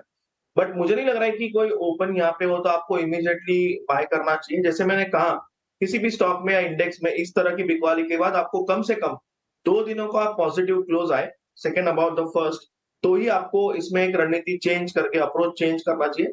तब तक मुझे लग रहा है कि सिर्फ ऑब्जर्व करना चाहिए। जो लेवल्स मैंने कहे, अगर आपके पास पोर्टफोलियो बेस्ड पोजीशन है तो आप उसको एक स्टॉप लॉस की तरह यूज कर सकते हो, करीबन 4270 250 ये आप एक पोजिशनल स्टॉप लॉस मान के चल सकते हो। इसमें खरीदारी फिर से अगर करनी हो तो इसको एक बार फिर से 4430 4440 के जोन क्रॉस करने दीजिए, वहां से आपको लॉन्ग्स मिल सकते हैं। ठीक है, इंटरग्लोब एविएशन को लेकर ये व्यू। गौरांग सर, आप भी जरा इस बार एक राय दीजिए इंटरग्लोब के शेयर पर, क्योंकि देखिए आगे तो अब ये फेस्टिवल वाली तिमाही चल रही है और कहीं ना कहीं शेयर हम देख रहे हैं कि 5,000 से गिर के 4300 रुपये के आसपास आ गया है। क्या ये गिरावट पर खरीदने वाला शेयर है या फिर ये नतीजे थोड़े से आपको नेगेटिव लग रहे हैं, कुछ नेगेटिव संकेत भी दे रहे हैं? अभिषेक, देखिए एक चीज है कि हमारे देश में और पूरे विश्व भर में अगर आप देखने जाए तो उड़ान क्षेत्र में कामकाज करने वाली कंपनियां ज्यादातर आपको बहुत कम मुनाफा या फिर नुकसान झेलती हुई नजर आएगी। मैं पूरे स्थानीय स्तर पर और अंतर्राष्ट्रीय स्तर पर जो भी बड़ी बड़ी उड़ान क्षेत्र की कंपनियां, अगर आप उनके कामकाज और बैलेंस शीट पर नजर डालें तो दो कारण है इसके। एक तो है लगातार ऑपरेटिंग कॉस्ट ऊपर के तरफ, और दूसरी तरफ आपकी पास प्रयास ये होना चाहिए कि आप अपने हवाई जहाज की जो संख्या है वो बढ़ाते जाए, जैसे आपके ज्यादा से ज्यादा फ्लाइट्स रहें। और एक चीज अनिवार्य अभिषेक ये भी है उड़ान क्षेत्र की कंपनियों के लिए कि उनका हवाई जहाज जितने समय हवा में रहता है उतने समय वो मुनाफा कमाता है, जितना समय वो जमीन पर रहता है वो कंपनी का खर्च बढ़ाता है। खास करके जब टेक्निकी कोई दिक्कत आती है वगैरह वगैरह, तो इंटरग्लोब के पास हमारे सभी को पता है कि वो जो प्लैथ एंड वेटनी इंजन लगे थे, मेरे ख्याल से करीबन 1-1.5 दर्जन हवाई जहाज ऐसे हैं जो जमीन पर खड़े हैं क्योंकि उनकी मरम्मत नहीं हुई और पुर्जे मिल नहीं रहे हैं। एक सबसे बड़ा कारण ये है। एक हाथ तिमाही में निराशा क्या आ सकती है, मायूसी, बिल्कुल दिक्कत नहीं है उसमें, लेकिन ये देखना अनिवार्य है कि लंबी अवधि में क्या कंपनी कर रही है। 4,900 के लक्ष्यांक है हमारे लंबी अवधि के लिए, और एक वास्तविकता ये भी है कि एक बहुत ही सक्षम और यशस्वी लो कॉस्ट कैरियर, जिसे हम एलसीसी मॉडल कहते हैं, उभर करके आया है। तो दिक्कत कुछ एक तिमाही में हो सकती है, लेकिन लंबी अवधि के लिए हमें लग रहा है कि ये ज्यादा मुसीबत खड़ी करेगी ऐसा नहीं लग रहा है, और नतीजों में आपको परिवर्तन आता हुआ दिखेगा। 4,900 के टारगेट है। हालांकि एक पॉजिटिव चीज ये भी है कि क्रूड में गिरावट आई है, ब्रेंट क्रूड का भाव $73 के नीचे है, 4% के आसपास की नरमी है। लेकिन कच्चे तेल से संबंधित जो बाकी कंपनियां हैं, एविएशन के अलावा पेंट हो गया, टायर हो गया, कुछ हद तक आप ऑटो को भी जोड़ सकते हैं उसमें, ये सारे के सारे शेयर फोकस में रहेंगे। OMC space, oil marketing companies का, क्योंकि हमने शुक्रवार को बड़ी गिरावट देखी थी, एचपीसीएल, बीपीसीएल, आईओसी के शेयर में 4 से 7% के आसपास की नरमी आई थी। आदित्य, जरा आप बताइए, क्योंकि आज हो सकता है कि चूंकि गिरावट भी आ चुकी है और क्रूड भी नरम हुआ है, थोड़े से आज पॉजिटिव रिएक्ट करें, तेजी में कौन सा शेयर ज्यादा मजबूत आपको दिखेगा ओएमसीज में? देखिए, प्रशांत जी भी बता रहे थे कि काफी तेज गिरावट में थोड़ा सा टाइम देना चाहिए स्टॉक्स को। अगर फ्राइडे की क्लोजिंग देखें तो सबकी काफी नीचे क्लोजिंग आई है, बट इंस्टेड ऑफ ओएमसी अगर मैं दूसरे क्रूड रिलेटेड कंपनीज की बात करूं तो मुझे पिडिलाइट पसंद आ रहा है। वहां पे भी क्रूड ऑयल रॉ मटेरियल है और उसकी क्लोजिंग थोड़ी सी बेटर रही थी, तो यहाँ पे एक बाय का नजरिया बनाया जा सकता है 3180 में। स्टॉप लॉस रहेगा 3120 का और टारगेट रहेंगे 3220 से लेके 3250 के। 3120 का स्टॉप लॉस, 3220 और 3250 के टारगेट पिडिलाइट के लिए। पिडिलाइट लगातार मजबूत हो रहा है शेयर ये, और अब ये 32 रुपए के आसपास के भाव हैं। इस पर हम व्यू भी हमने लिया था पहले।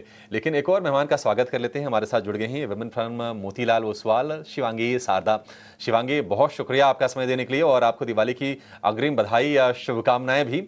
शुरुआत कर लेते हैं आपके शेयरों से। बताइए आज कहाँ पर फोकस होगा आपका और क्या आप रेकमेंड कर रही हैं आज? वेरी हैप्पी दीपावली हम सभी के पोर्टफोलियो ऐसे ही साल भर चमकते रहे। अगर स्टॉक की अगर हम बात करें यहाँ पे तो गिरावट में एक अच्छी खासी अपॉर्चुनिटी बन रही है कि एक अच्छे स्टॉक्स को हम पोर्टफोलियो में ऐड करें। यहाँ पे जो सबसे ज्यादा मुझे भी पसंद आ रहा है वो है ट्रैवल एंड टूरिज्म स्पेस में से इंडियन होटल। स्टॉक जो है एग्जैक्टली एक RSI के पॉजिटिव डाइवर्जेंस दिखाते हुए प्राइस वॉल्यूम सर्च के साथ फ्राइडे के सेशन में क्लोजिंग दिया है। और अच्छी बात ये है कि अपने एक की लेवल्स की एक्सपोनेंशियल मूविंग एवरेजेस के लेवल्स के ऊपर होल्ड करके क्लोजिंग दिया है स्टॉक ने, तो काफी पॉजिटिव है यहाँ पे। जो नेक्स्ट टारगेट्स यहाँ बनेंगे लगभग 720 के लिए इसमें खरीदारी करें 675 के एक स्टॉक के साथ। ठीक है, तो इंडियन होटल्स यहाँ पर रखनी है नज़र। ये है शिवांगी के रेडार पे। साथ ही साथ हम कुछ और अन्य टाटा ग्रुप ऑफ कंपनीज पर भी फोकस कर रहे थे जहाँ पर एक अच्छा एक्शन देखने को मिल रहा है। पर गौरांग जी, ये देखिए ओला इलेक्ट्रिक पे तो हमने आपसे राय ली ही, बट एक और ऐसा स्टॉक है गौरांग जी जहाँ पर लगातार जो गिरावट हावी है, और मैं बात कर रही हूँ वोडाफोन आइडिया की, क्योंकि हमने फ्राइडे को भी देखा था 6% ये कमज़ोर हो गया और अब अपने लेवल्स अगस्त 2023 के लेवल्स के आसपास आ चुका है। गौरांग जी, कुछ दिक्कतें जो हैं उससे हम सब वाकिफ़ हैं, AGR ड्यूज हो जाए और ऑपरेशनल टर्न अराउंड वो फिलहाल कार्ड्स पे नहीं है, बट जिस तरीके से इस पूरे साल न्यूज़ फ्लो रहा है वोडाफोन आइडिया के लिए, चाहे वो FPO को लेकर हो या इनके आने वाले 5G प्लान्स को लेकर, ऐसे में रिटेलर्स काफ़ी बढ़ चढ़ के इन्होंने पार्टिसिपेट किया है स्टॉक में। 7.5 के लेवल्स पे गौरांग जी कैसा दिख रहा है आपको, और इस पे कोई टिप्पणी? सृष्टि, थोड़ा बहुत समय दीजिएगा इस प्रश्न का उत्तर देने के लिए। देखिए, दिक्कत वोडाफोन आइडिया से ये है कि लोगों की जो सोच समझ और जो रणनीति होती है ये स्टॉक में निवेश करने की, वो बहुत ही नासमझ वाली होती है। माफी चाहता हूं मैं इस शब्दों का प्रयोग कर रहा हूं, लेकिन पहले तो एक डिस्क्लोजर दे देता हूं, अनिवार्य है मेरे लिए ये देना। जब इसका मेरे ख्याल से एक FPO आया था 11 रुपए के आसपास, सृष्टि अगर मैं गलत हूं तो आप मुझे सही कीजिएगा, तो वहां पर हमने निवेश की राय दी थी, लंबी अवधि के लिए निवेश करने की। लेकिन वहां पर भी हमने एक ही चीज कही थी जो हमने कही थी ओला इलेक्ट्रिक के IPO में, कि अगर जोखिम झेलने की क्षमता है तो ही कर रही है, 2 ढाई साल 3 साल का नजरिया रखी। तो 11 रुपए में हमने निवेश की राय दी थी जब वो FPO आया था वोडाफोन आइडिया का। अब दिक्कत यह है कि जो टेलीकॉम रेगुलेटर जो है TRAI और जो सरकार के तरफ से और सर्वोच्च न्यायालय से जो इनको कुछ दिक्कतें आई हैं, वर्किंग कैपिटल को लेकर के बहुत मुसीबत है। लेकिन सामने मैनेजमेंट ने यह भी कहा है कि उनका निरंतर प्रयास रहेगा बाजार में से पूंजी खड़ी करने के लिए, और मेरे ख्याल से वो सक्षम रूप से होगा। लोग ये समझ के निवेश करते हैं कि 20 वाला या 15 वाला या 12 रुपए वाला आधा हो गया, अब इससे ज्यादा क्या गिरेगा। तो मेरे लिए ये कहना उन लोगों के कि यहां से भी आधा हो सकता है। इस बात की आप जो चुनौती है उसके लिए तैयार रहे। ऐसा नहीं है कि ये एकदम से निकल करके उभर करके आएगा। कोई लोग ये बोलते हैं कि सरकार की हिस्सेदारी है, सरकार इस कंपनी को डूबने नहीं देगी वगैरह वगैरह। तो इस प्रकार तो बहुत सारी कंपनियां, जहां पर सब कंपनियां जाकर के सरकार का हाथ पकड़ लेंगे और बोलेंगे हमें संभालो, लेकिन ऐसा नहीं, ये विचारधारा है ना सृष्टि, ये गलत है। हमें लग रहा है कि ये उभरेगा, और मैं भी मैं निजी तौर पर ये कहता हूं सृष्टि के हमारे जैसे भारतवर्ष में सिर्फ 2 कंपनियों की ड्यूपोली होना बिल्कुल अनिवार्य नहीं है, ये गलत है। खास करके ऐसे क्षेत्र में जहां पर महीने दर महीने उपभोक्ताओं की संख्या बढ़ रही है, ना तो सिर्फ वॉइस को लेकर के, लेकिन स्मार्टफोन यूजर्स की भी जो संख्या है वो बढ़ रही है, बिकवाली बढ़ रही है। तो ऐसी परिस्थिति में प्रयास ये होना चाहिए कि आप धीरे धीरे करके कंपनी को सक्षम बनाए। देखिए, अभी भी 4G में जी रहे हैं, 5G का माइग्रेशन पता नहीं कब होगा, महीने दर महीने उपभोक्ताओं की संख्या कम हो रही है। तो दिक्कतें काफी हैं। ऐसा नहीं कि आपको 6 महीने, साल भर, 1.5 साल में इसमें बहुत बड़ा परिवर्तन आता हुआ दिखेगा। हो सकता है इसमें 2 साल लगे, 2.5 साल लगे, 3 साल लगे। तो ये तैयारी आपको रखनी चाहिए। ऑल राइट, बहुत बहुत शुक्रिया गौरांग जी, आपने काफ़ी विस्तार से सभी पॉइंट्स को वोडाफोन आइडिया के बिहाफ पे रखा कि किस तरीके से आप इस फिलहाल काउंटर्स को देख रहे हैं, क्या कुछ है दिक्कतें, पर साथ ही साथ कौन से ऐसे फैक्टर्स हैं जिस पर आपको ध्यान रखना चाहिए, और ये इस बात के लिए भी तैयार हो जाना चाहिए कि यहाँ से भी शायद और गिरावट आ सके, पर लंबी अवधि में अगर आपका व्यू है तो आप फिलहाल बने रह सकते हैं। तो ये राय वोडाफोन आइडिया को लेकर, पर आज नतीजों के लिहाज से एक बार टोरेंट फार्मा भी फोकस में रहेगा। एक बार बार आदित्य, क्विकली मैं आपसे इस पे राय जानना चाहूंगी क्योंकि दिग्गज फार्मा कंपनीज में से सबसे पहले नतीजे जो हैं टोरेंट फार्मा के आए हैं, अच्छे नतीजे हैं, कमेंट्री पॉजिटिव साइड है, फ्राइडे को थोड़ा बहुत एक्साइटमेंट भी दिखा था स्टॉक में, यहाँ पे कौन से लेवल्स इंपॉर्टेंट है?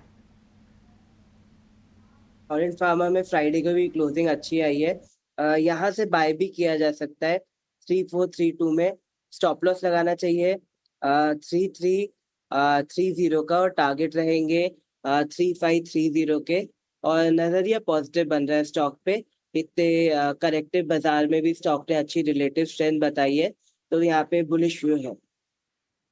बुलिश व्यू है। फ्राइडे की क्लोजिंग काफ़ी स्ट्रॉन्ग थी, तो इस पे एक बार नज़र रखेंगे कि आज किस तरीके का प्राइस एक्शन होता है। और जी हाँ, सन फार्मा पर भी नज़र रखिएगा क्योंकि आज उसके नतीजे आएंगे, मार्केट के दौरान ही आते हैं लगभग 2 बजे के अराउंड। पर इसके अलावा आज जितनी भी क्रूड से रिलेटेड कंपनीज़ हैं उन पर भी एक्शन देखने को मिल सकता है क्योंकि क्रूड में ओवरनाइट लगभग 4 से 5% की गिरावट देखने को मिली है। ऐसे में पेंट कंपनीज, टायर कंपनीज, इनमें काफ़ी जोश रहता है और मैं देख भी रही हूँ एक अच्छी शुरुआत की तैयारी कर रहा है एशियन पेंट्स। तो शिवांगी, एक बार आपसे इस पे लेवल समझना चाहेंगे क्योंकि फिर से देखिए लुढ़कते लुढ़कते 3000 के पास ये स्टॉक आ चुका है। क्या यहाँ से एक बाउंस बैक के लिए इसको प्ले करें? जी, अगर हम इस स्टॉक की बात करें, थोड़े बहुत यहाँ पे बाउंस बैक मूव देखने को मिल सकते हैं क्योंकि क्रूड ऑयल प्राइसेस में काफी एक मूवमेंट हुआ है over the last 1 week. But overall अगर एशियन पेंट की अगर हम स्ट्रक्चरली बात करें तो क्लियरली नजर आ रहा है कि इस बार कोई पेंट नहीं करा रहा है दिवाली में। वीकली बेसिस पे हमने देखा है कि लगातार पिछले कई हफ्तों से हमने इसमें गिरावट देखा है एंड लगभग 5 हफ्तों से कंसिस्टेंटली लोअर बॉटम्स भी बन रहे हैं ये स्टॉक में। तो क्लियरली स्ट्रेंथ फिलहाल नजर नहीं आ रहा है और एक सस्टेनेबल मूव नहीं नजर आ रहा है। तो मेरी राय रहेगी कि हम थोड़ा और वेट एंड वॉच करें इस स्टॉक में अक्यूमुलेट करने से पहले। शिवांगी साडा की राय, इस वक्त वेट एंड वॉच करिए पेंट काउंटर्स में, पर्टिकुलरली एशियन पेंट्स। रैशनल भी बता दिया और टेक्निकली भी क्या सेंटिमेंट्स बनते दिख रहे हैं। गुड मॉर्निंग, नए हफ्ते की शुरुआत हम कर चुके हैं। फेस्टिव ग्रीटिंग्स आप सभी को, क्योंकि आज वसु बारस से दिवाली कह सकते हैं, ऑफिशियली दिवाली के त्योहार की शुरुआत होती हुई दिखी। और कल धनतेरस है, गुरुवार को दिवाली है और वो जो मुहूर्त ट्रेडिंग वाली दिवाली है वो शुक्रवार को होने वाली है। 6 से 7 बजे का मुहूर्त निकला है, लेकिन ईटी नाउ स्वदेश पर आपको जुड़ जाना होगा सीधा 5 बजे से, क्योंकि बढ़िया दमदार प्रोग्रामिंग मुहूर्त ट्रेडिंग के दिन 5 बजे से ही हम आपके लिए लेकर आएंगे। चलिए, तो इस हफ्ते गुरुवार के दिन मंथली एक्सपायरी होगी, शुक्रवार के दिन 5 से 7 बजे मुहूर्त ट्रेडिंग की तैयारी होगी। लेकिन आज भी जिस तरह से प्री ओपन में संकेत मिल रहे हैं, उम्मीद यही की जा सकती है कि शुरुआत जो है हफ्ते की, दिवाली वाले हफ्ते की, ठीक ठाक हो। आगे बढ़ते हैं और 9 के नवरत्न शेयर्स की सूची में आज कौन से शेयर्स हैं ये बताने के लिए हमारे साथ अशेषा जुड़ गई हैं। अशेषा, गुड मॉर्निंग, बताइए कौन से हैं नवरत्न शेयर्स आज के? बिल्कुल, आज के 9 के नवरत्न में मानसी सबसे पहले क्रूड रिलेटेड स्टॉक्स पर फोकस करेंगे। ब्रेंट क्रूड में ओवरनाइट करीब 4.5 से 5% की गिरावट दिखी है। जियोपॉलिटिकल टेंशंस ईज होते हुए नजर आए, जिसके चलते ऑयल मार्केटिंग कंपनीज तो फोकस में रहेंगी ही, लेकिन इसी के साथ पेंट कंपनियां, ल्यूब्रिकेंट मैन्युफैक्चरर्स, टायर कंपनीज, तो कई सारे सेक्टर्स जो ब्रेंट क्रूड से रिलेटेड है, सभी सेक्टर्स में आज एक्शन दिखाई दे सकता है। इसी के साथ आईटीडी सीमेंटेशन इस स्टॉक पर नजर डालते हैं। अदानी ग्रुप के प्रमोटर्स ने करीब 46.6% की हिस्सेदारी खरीदी है आईटीडी सीमेंटेशन में प्रमोटर से, और 25% के डिस्काउंट पर ये होगा। 400 रुपये प्रति शेयर के दाम पर ये हिस्सेदारी खरीदी गई है। इसी के साथ कोल इंडिया के स्टॉक को नज़र कर डालते हैं। याद रखें नतीजे आए थे, नतीजे तो ठीक ठाक थे, लेकिन याद रखें रियलाइजेशंस में डिक्लाइन दिखा था, वो एक सरप्राइज निकल कर आया। जेफरीज ने कोल इंडिया पर टारगेट प्राइस घटाकर 570 रुपये प्रति शेयर कर दिया है, और आईसीआईसीआई सिक्योरिटीज़ ने FY25 की वॉल्यूम गाइडेंस भी घटाई है। तो इस स्टॉक पर भी अपनी नज़र रखें। इसी के साथ आईसीआईसीआई बैंक नतीजे काफ़ी अच्छे थे। नेट इंटरेस्ट मार्जिन 4.27% पे आए। जेफरीज ने टारगेट प्राइस बढ़ाकर 1550 रुपये प्रति शेयर का कर दिया है। मैक्रोटेक डेवलपर्स नतीजे तो काफ़ी अच्छे थे। इसी के साथ पीटीआई की स्टोरी है 10,000 करोड़ के लॉन्चेस मार्च तक company Mumbai metropolitan region, Pune और बेंगलुरु में करना चाहती है। इसी के साथ श्रीराम फाइनेंस मैनेजमेंट की कमेंट्री निकल कर आई है। एसेट डिटीरियोरेशन कम होता हुआ नजर आएगा, एसेट क्वालिटी इंप्रूव होगी। Reliance industries x bonus issue trade करेगा आज। याद रखें 1:1 का बोनस इश्यू अप्रूव किया था और आज x bonus issue stock trade करेगा। इसी के साथ इंटरग्लोब एविएशन जहां पर रेवेन्यूज में 14% का उछाल दिखा। जेफरीज ने टारगेट प्राइस घटाकर 5,100 रुपये प्रति शेयर कर दिया है और कोटक ने भी अपनी टारगेट प्राइस घटाई है 5,200 रुपये प्रति शेयर। नौवे स्टॉक बिग बोल्ड ब्रोकरेज में हम आज बात करेंगे ओला इलेक्ट्रिक की, जहां पर HSBC की रिपोर्ट आई है। उन्होंने खरीदारी की राय तो बरकरार रखी है लेकिन टारगेट प्राइस घटाकर अब 110 रुपये प्रति शेयर कर दिया है। उनका मानना है कि अभी भी सर्विस रिलेटेड कंसर्न्स है जिसके चलते उन्होंने टारगेट प्राइस घटाया है 110 रुपये प्रति शेयर। HSBC की इस रिपोर्ट के चलते ओला इलेक्ट्रिक पर भी नजर रहेगी। बिल्कुल आशीष, बहुत शुक्रिया आपका 9 के नवरत्न शेयर की सूची हमारे बीच रखने के लिए। तो ये सारे के सारे शेयर्स हैं जो कि खबरों के दम पर, ज़्यादातर खबरें जो हैं नतीजों के लिहाज से स्टॉक्स में इम्पैक्ट करती हुई नजर आएगी। उसके अलावा कुछ और डेवलपमेंट्स भी हैं जिसके चलते ये सारे के सारे स्टॉक्स हमारे नवरत्न स्टॉक की लिस्ट में हैं। लेकिन आइए, बाजार बस खुलने ही वाले, उससे ठीक पहले जो सारी खबरें हैं आपके लिए जानना जरूरी है वो एक एक कर आपके सामने रख देते हो। इस बीच बाजार की ओपनिंग पर भी नजर रहेगी। लेकिन इंश्योरेंस सेक्टर में बड़े बदलाव होने जा रहे हैं। सरकार ने बीमा अधिनियम में संशोधन को लेकर तैयारी भी पूरी कर ली है। ET Now को मिली एक्सक्लूसिव जानकारी के मुताबिक संसद के शीतकालीन सत्र में संशोधन बिल पेश किए जाने की उम्मीद है। सारी की सारी डिटेल्स लेकर हमारे सहयोगी अनुराग शाह अब हमारे साथ जुड़ गए हैं। अनुराग, बताइए सरकार क्या प्रावधान लेकर आने वाली है इंश्योरेंस सेक्टर के लिए? सरकार आने वाले विंटर सेशन के अंदर इंश्योरेंस एक्ट अमेंडमेंट का जो बिल है वो पेश कर सकती है। एक बड़ा रिफॉर्म होगा इंश्योरेंस स्पेस के अंदर।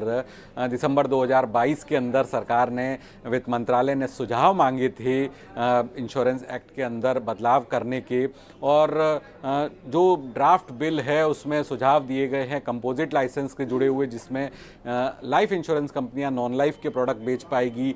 फिर वैल्यू एडेड सर्विसेज जो है वो कंपनियां ऑफर कर पाएगी, जिसमें कंपनियों का जो एंगेजमेंट है पॉलिसी होल्डर्स के साथ बढ़ेगा और तमाम तरह की जो फाइनेंशियल सर्विसेज की जो सर्विसेज हैं वो इंश्योरेंस कंपनियां ऑफर कर पाएगी वैल्यू एडेड सर्विसेज की मान्यता मिलने के बाद। इसके अलावा जो इन्वेस्टमेंट से रेगुलेशन है वो बदलेंगे और जो नई कंपनी शुरू करने के लिए जो कैपिटल रिक्वायरमेंट की ज़रूरत होती है वो भी कंपनी के कारोबार और साइज़ के हिसाब से तय की जाएगी, जिससे ज़्यादा से ज़्यादा कंपनियाँ इंश्योरेंस स्पेस में आ सके। तो काफ़ी बड़ा रिफॉर्म है इंश्योरेंस स्पेस से जुड़ा हुआ, और इसका जो लेकर जो स्टेक होल्डर्स है उससे आखिरी दौर की चर्चा की जा रही, जिससे सेक्टर के ऊपर किसी भी तरह का नकारात्मक प्रभाव नहीं पड़े। चलिए, तो ये बड़े प्रावधान की बात करते हुए ET Now स्वदेश की एक्सक्लूसिव और ज़्यादा से ज़्यादा कंपनियां इंश्योरेंस स्पेस में एंटर कर पाए, इस तरह के प्रावधान की तैयारी यहाँ पर सरकार की तरफ से होती हुई। Shivangi, good morning. Insurance space को कैसे देखा जाए? लिस्टेड इंश्योरेंस कंपनियों की अगर बात करें, SBI life insurance, HDFC life, ICICI Pru, of course news based impact आने वाले दिनों में नजर आ सकता है, लेकिन टेक्निकली क्या इस सेगमेंट को आप देखती हैं? जी बिल्कुल। Good morning Mansi and welcome back. तो हम देख रहे हैं कि कहीं ना कहीं BFSI सेगमेंट में एक चंक है खाली जो काफी पॉजिटिव नजर आ रहा है, जो कि कहीं ना कहीं लिमिटेड है हैवी वेट बैंकिंग स्पेस में से। इसके अलावा यहाँ पे स्ट्रेंथ ढूंढना थोड़ा मुश्किल है ऐसे बाजार में। हम थोड़ा इंश्योरेंस स्पेस में वेट एंड वॉच की ही राय रहेगी मेरी। हालांकि अगर सारे ही स्टॉक्स को देखें तो HDFC बैंक जो है वो ज्यादा स्टेबल है। लगातार पिछले 12 हफ्तों से एक अपवर्ड स्लोपिंग चैनल को मेंटेन करते हुए चल रहा है, ये कामकाज कर रहा है। तो जब तक HDFC लाइफ 700 के ऊपर टिका हुआ है तो यहाँ पे थोड़ी बहुत और स्ट्रेंथ देखने को मिल सकती है। बट ऑफ कोर्स जब तक बैंक निफ्टी मोमेंटम में नहीं पकड़ता है या बाय साइड में नहीं आते हैं, तब तक यहाँ पे थोड़ी बहुत रेंज बाउंड मूवमेंट हम एक्सपेक्ट कर सकते हैं। ठीक है मार्केट खुलने में सिर्फ अब 1 मिनट का समय रह गया और करीब 70 अंकों की बढ़त के साथ आपको निफ्टी दिख रहा है। अच्छी बात है, सोमवार का दिन है, त्योहारी सीजन है और आपको इस तरह से हरा निशान दिख जाए काफ़ी दिनों बाद। मैं बोलूँगा अक्टूबर की सीरीज शुरू हुई थी तो हैवी थी, अक्टूबर ख़त्म कर रहे हैं तो लाइट कर रहे हैं। इस पूरी जर्नी के अंदर मार्केट ने बहुत कुछ खोया, बहुत कुछ सिखाया भी है, बहुत कुछ समझा भी है और मैं बोलूँगा काफ़ी हद तक ऐसी जगह पर हमको लाके खड़ा कर दिया है जहाँ पर एक छोटा पुल बैक ज़रूर आ सकता है। बैंक निफ्टी के अंदर करीब 273 अंकों की बढ़त है। ध्यान रखा जाए उसमें से आईसीआईसीआई बैंक बहुत इंपॉर्टेंट रोल प्ले करेगा। आज 1-2 नहीं बल्कि 3-3, 4-4 रिपोर्ट्स इसके बारे में जुड़ी हुई हैं और अभी भी 50 में से सिर्फ 27 बड़ी कंपनीज के नंबर आए हैं, 23 बड़ी कंपनीज के नंबर आना बाकी हैं। तो रिजल्ट का छोटा छोटा फैक्टर्स आपको ज़रूर दिखेगा। ये जिस आईसीआईसीआई बैंक की मैं बात बोल रहा था वो करीब 2% ऊपर खुल रहा है और ये एचडीएफसी बैंक के बाद सबसे बड़ी वेटेज रखता है निफ्टी बैंक्स के अंदर। अगर आप शुरुआत में रिलायंस को भी चेक करेंगे तो रिलायंस भी हरे निशान के साथ खुल रहा है। एचडीएफसी थोड़ा सा फ्लैट खुलेगा।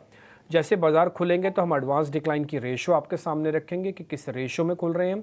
उसके अंदर आप ये भी चेक कीजिएगा कि बड़े शेयर्स क्या कर रहे हैं और फिर आज किसके पास लीडरशिप है, कैसे ट्रेड करना है। कुल मिला के 24,000, 24,100 मार्केट का एक सपोर्ट एरिया है।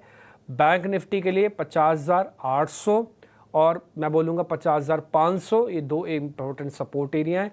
ये इसलिए 500 पॉइंट नीचे बोलना पड़ रहा है क्योंकि मार्केट बहुत लाइट होने के कारण स्विंग बहुत बड़े बड़े ले रहा है और 15 के आसपास का विक्स भी चल रहा है। सब कुछ अभी हम चेक करते हैं, आपके सामने रखते हैं। मार्केट खुल रहा है सोमवार का दिन, उम्मीद करते हैं हफ्ता काफ़ी शुभ रहे और नंबर भी काफ़ी बेहतरीन आया। 11-18 नंबर आया। एडवांस डिक्लाइन की रेशो 608 शेयर इस समय डिक्लाइंस के अंदर हैं। ऑलमोस्ट मैं बोल सकता हूँ कि डबल्स के साथ हैं। 103, 105 नंबर के साथ अभी बढ़कर निफ्टी कामकाज कर रहा है। 24,250 के ऊपर आ गया है। हालांकि ना 200, ना 400, ना 500 की वैल्यू है, वैल्यू तो 24,800 की है। लेकिन हाँ, इस जर्नी में पहला जो टारगेट होगा वो 24,500 हो सकता है मार्केट का एक छोटे पुल बैक के तौर पर। बैंक निफ्टी करीब 285 पॉइंट ऊपर आके कामकाज कर रहा है। अच्छी चीज़ जो शुरुआत में मेरे को दिख रही है वो इंडिया विक्स का टूटना है। मार्केट के अंदर फियर कम हो रहा है। देखिए, जब इतना डराओगे तो डर कम होगा ही ना। तो जो शुरुआत में फियर कम हो रहा है ना, बाजार के काम आएगा। हो सकता है देर सवेर काम आए बट काम आएगा क्योंकि 15 के ऊपर का बढ़ता हुआ विक्स दिक्कत पैदा करता। फिलहाल विक्स ने जो गिरावट दिखाई थी उसको ख़त्म भी कर रहा है, तो थोड़ा सा भी अब रुकेगा भी जब तक इंडिया विक्स वापस नीचे नहीं आता। India VIX, I repeat my self, 15 के ऊपर और ख़तरनाक सिचुएशन में आ जाएगा और ये बहुत कटवे पॉइंट पे है। अगर यहाँ से टूटने पे आया तो करीब 2 पॉइंट तक टूटेगा और 2 पॉइंट टूटते टूटते कम से कम 500 पॉइंट का निफ्टी को और कम से कम 800 से 1000 पॉइंट बैंक निफ्टी की हेल्प करेगा। मार्केट में एक ही तो प्रॉब्लम है, वो फियर ही तो है। और क्या प्रॉब्लम है? ना पैसे की दिक्कत है, लिक्विडिटी पर्याप्त है, आप लेना चाहते हैं, मार्केट ने वैल्यूएशन करके करेक्ट कर रखा छोटी सी चीज़ों को। बस प्रॉब्लम कहाँ है? प्रॉब्लम सिर्फ फियर की है। वो फियर आपको इंडिया विक्स से पता लगेगा। पहले 5-6 बड़े शेयर जरा दिखाइएगा स्क्रीन पर, फिर हम आगे बढ़ेंगे। शुरुआत करते हैं रिलायंस इंडस्ट्रीज से, हर निशान में है। हालांकि बहुत बड़ा नहीं है बट फिर भी है। एचडीएफसी बैंक आपको हर निशान में दिखेगा। आईसीआईसीआई बैंक, चलो ये तो खबर है, परसेंटेज अलग अलग सब चीज़ें हैं, लेकिन एचडीएफसी रिलायंस बामुश्किल से हर निशान में पहुंचे हैं। टीसीएस और इन्फोसिस भी स्क्रीन पर ज़रा दिखाते जाइए, इन दोनों के पास भी बढ़त है। कंजम्पशन का बड़ा प्ले एचयूएल और कैपिटल का बड़ा प्ले एलएनटी भी आपकी स्क्रीन पर आएगा, नोटिस कीजिएगा। एचयूएल भी हल्के से हरे निशान में है और एलएनटी 1% नीचे है। तो अगर मैं 6 शेयर की सूची आपके सामने रखता हूं तो एक शेयर ऐसा है जो कि 1% की गिरावट के साथ है, नहीं तो अमूमन ज़्यादातर से शेयर आपको जैसे तैसे करके हर निशान में दिख रहे हैं। एडवांस डिक्लाइन की रेशियो जो ऑलमोस्ट डबल थी, थोड़ी सी कम हुई है बट अभी भी स्टिल 1200 शेयर एडवांसेस के साथ है। इंडिया विक्स यहाँ से बढ़ना नहीं चाहिए। आई रिपीट माई सेल्फ, 15 के ऊपर इंडिया विक्स आते ही प्रॉब्लम्स और बढ़ेंगी। नहीं अगर आता 15 के ऊपर तो फिर यहाँ से अगर कट लगता है तो बहुत अच्छा कट लगेगा और कट अगर 2 पॉइंट का होता है तो 500 point Nifty, 1000 point bank Nifty pull back आ सकता है। बैंक निफ्टी के अंदर इस समय जो बढ़त है 320 पॉइंट की हो चुकी है। जरा गेनर्स दिखा देता हूँ मैं आपको स्क्रीन पर, जो आज निफ्टी के टॉप काउंटर्स होने के साथ साथ हेल्प कर रहे हैं मार्केट की। फिर मैं कुछ छोटे मझोले शेयर्स पे भी पहुंचूंगा। पहले निफ्टी के टॉप के श्रीराम फाइनेंस 6% ऊपर दिखाते हैं, जिसका मैं नाम बोलता हूँ। आईसीआईसीआई बैंक आपको पता है इसकी रिपोर्ट आई हुई है, 2-2.5% ऊपर। बीपीसीएल ऊपर है आज, एसबीआई ऊपर है आज और बीईएल भी आज ऊपर है। ये सब आधे % से लेकर करीब 6% के बीच बीच में जा रहा है। ठीक, अब आ जाते हैं जरा कमज़ोर काउंटर कौन से। JSW स्टील आज कमज़ोर है, आज कोल इंडिया कमज़ोर है, इस पर एक रिपोर्ट है, हालांकि बाय पे है उस पर। ONGC आज कमज़ोर है, LNT आज कमज़ोर है जिसमें मैंने आपको शुरुआत में भी गिनवाया, भारतीय एयरटेल भी आज कमज़ोर है। ये कुछ एक शेयर्स आपको कमज़ोरी के भी दिखेंगे। 60 पॉइंट की बढ़त के साथ इस समय निफ्टी ट्रेड कर रहा है। बढ़ें आगे, कुछ और शेयर्स आपको दिखाता हूँ। येस बैंक के नंबर्स काफ़ी अच्छे आए, आज शेयर 7% ऊपर आ गया येस बैंक। हाँ, इसके अलावा बंधन बैंक पे भी एक रिपोर्ट थी जिसमें मैंने कहा सेल से न्यूट्रल हुए हैं, और गौरांग सर ने भी आपको व्यू पॉइंट दिया, शेयर 5% ऊपर है। BPCL के अलावा HPCL भी आज आपको हरे निशान में दिखेगा। ठीक, आज जो कमज़ोर है इंडिगो के हैरान करने वाले नंबर आए। इतनी भीड़ होती है एयरपोर्ट पे, कंपनी कह रही है हमारा तो लॉस हो गया, गजब बात हो रहा है। ठीक है, फिर भी हुआ है तो फिर पनिशमेंट तो मिलेगी। आज 9% नीचे है, जबकि इस वॉर में कहीं भी क्रूड ने बहुत बड़ा डिस्टर्बिंग रोल अपनाया नहीं है। लेकिन अगर आप नंबर ऐसे दिखाओगे तो मार्केट तो पनिशमेंट देगा ही। पूना वाला फिनकॉप, IDFC फर्स्ट, ये कुछ और शेयर्स हैं जहां पर आज गिरावट करीब करीब 7% की है। आज साल का हाई लगाने वाले शेयर का नाम भी बता देता हूँ। शेयर का नाम है कफोर्ज। उसने आज साल का नया हाई टेस्ट किया। IT को लेकर कोई इस पूरी गिरावट में कुछ खास बड़ी दिक्कत पैदा नहीं हुई है, ये आपने भी नोटिस किया होगा।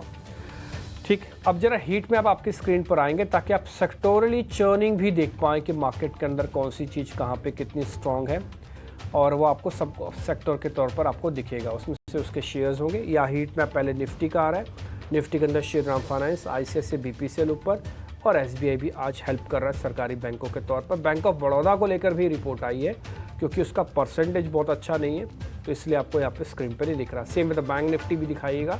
निफ्टी फार्मा ज़्यादातर शेयर आपको ठीक दिख रही है, इसके अंदर भी कुछ के पास 1% से ज़्यादा की बढ़त है, नहीं तो ज़्यादातर शेयर 1% से नीचे बढ़कर कामकाज कर रहे हैं। स्क्रीन पर आ रहा है आपका निफ्टी बैंक, बंधन बैंक 7% ऊपर और ICICI बैंक 2% ऊपर। दोनों पे नुमेरा की भी रिपोर्ट, अलग अलग हाउसेस की भी रिपोर्ट है, बट हमने सुबह आपको ये दोनों रिपोर्ट्स के बारे में अवगत कराया। IT के अंदर वैसी कोई दिक्कत नहीं है। आज TCS, इन्फोसिस के साथ साथ कुछ छोटे शेयर्स भी चल रहे हैं। कफोर्ज ने साल का हाई टेस्ट किया है। अगर आप वैसे देखेंगे ना तो आपको बहुत कम शेयर ऐसे दिखेंगे जो इस तरह की मार्केट में भी साल का हाई टेस्ट करना। कफोर्ज एक था, इसलिए मैंने आपको नोटिस कराया। FMCG थोड़ा साइडवेज मोमेंटम है, एग्रेसिव शेयर सामने आएंगे, FMCG को पीछे जाना ही होगा, वो आप ज़रूर नोटिस कीजिएगा।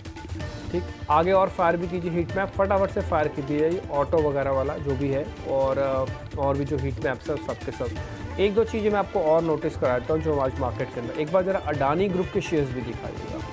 वहाँ पर आपको हल्का सा लाल निशान दिख रहा है, क्योंकि बीच में काफ़ी सुगबुगाहट अलग अलग तरह से सोशल मीडिया के प्लेटफॉर्म पे भी रही, कुछ सेबी चेयरपर्सन्स को लेकर भी, इसलिए मैं आपको ये अडानी ग्रुप का पूरा एक शेयर्स में नोटिस करा रहा हूँ। ऑलमोस्ट ए फ्लैट है, कुछ ज़्यादा बड़ी दिक्कत एज सच कहीं भी नहीं दिख रही है। और मेरे को अडानी और अंबानी ग्रुप में एज सच अभी कोई प्रॉब्लम अभी तो नहीं है, दोनों ही शेयर्स में फ्लैट। इंडिया विक्स अभी भी हल्का सा बढ़ा हुआ है, बट थोड़ा गिरे तो फिर मज़ा आएगा। आज आप देखिएगा इंडिया विक्स को आप नोटिस कर, आज आप निफ्टी ना देखो, आज आप इंडिया विक्स देखो। विक्स टूटा तो आपको फिर कुछ देखने की ज़रूरत नहीं है, सारी चीज़ें भूल जाना 2-5 मिनट के लिए, फिर आपको ये विक्स अकेला ही इतना दम रखता है कि आपको सब कुछ अच्छा दिखा देगा। और अगर विक्स नहीं टूटता है तो फिर हर चीज़ को शक की निगाह से देखिएगा।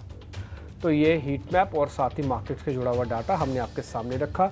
400 अंकों से ज़्यादा की बढ़त अब बैंक निफ्टी भी हो चुकी है, 51,200 पार हो गया। जो हमारा आज का टारगेट था वो ऑलमोस्ट अचीव है पुल बैक का। अब मेरे सहयोगी मेहमानों से कनेक्ट करेंगे। नरेश अभी मेरे को स्क्रीन पे दिख रहे हैं, प्रशांत है, शिवांगी शारदा, गौरांग शाह, इन सभी मेहमानों से कनेक्ट करके आपके लिए ओपनिंग के ट्रेड फटाफट से लेके आएंगे।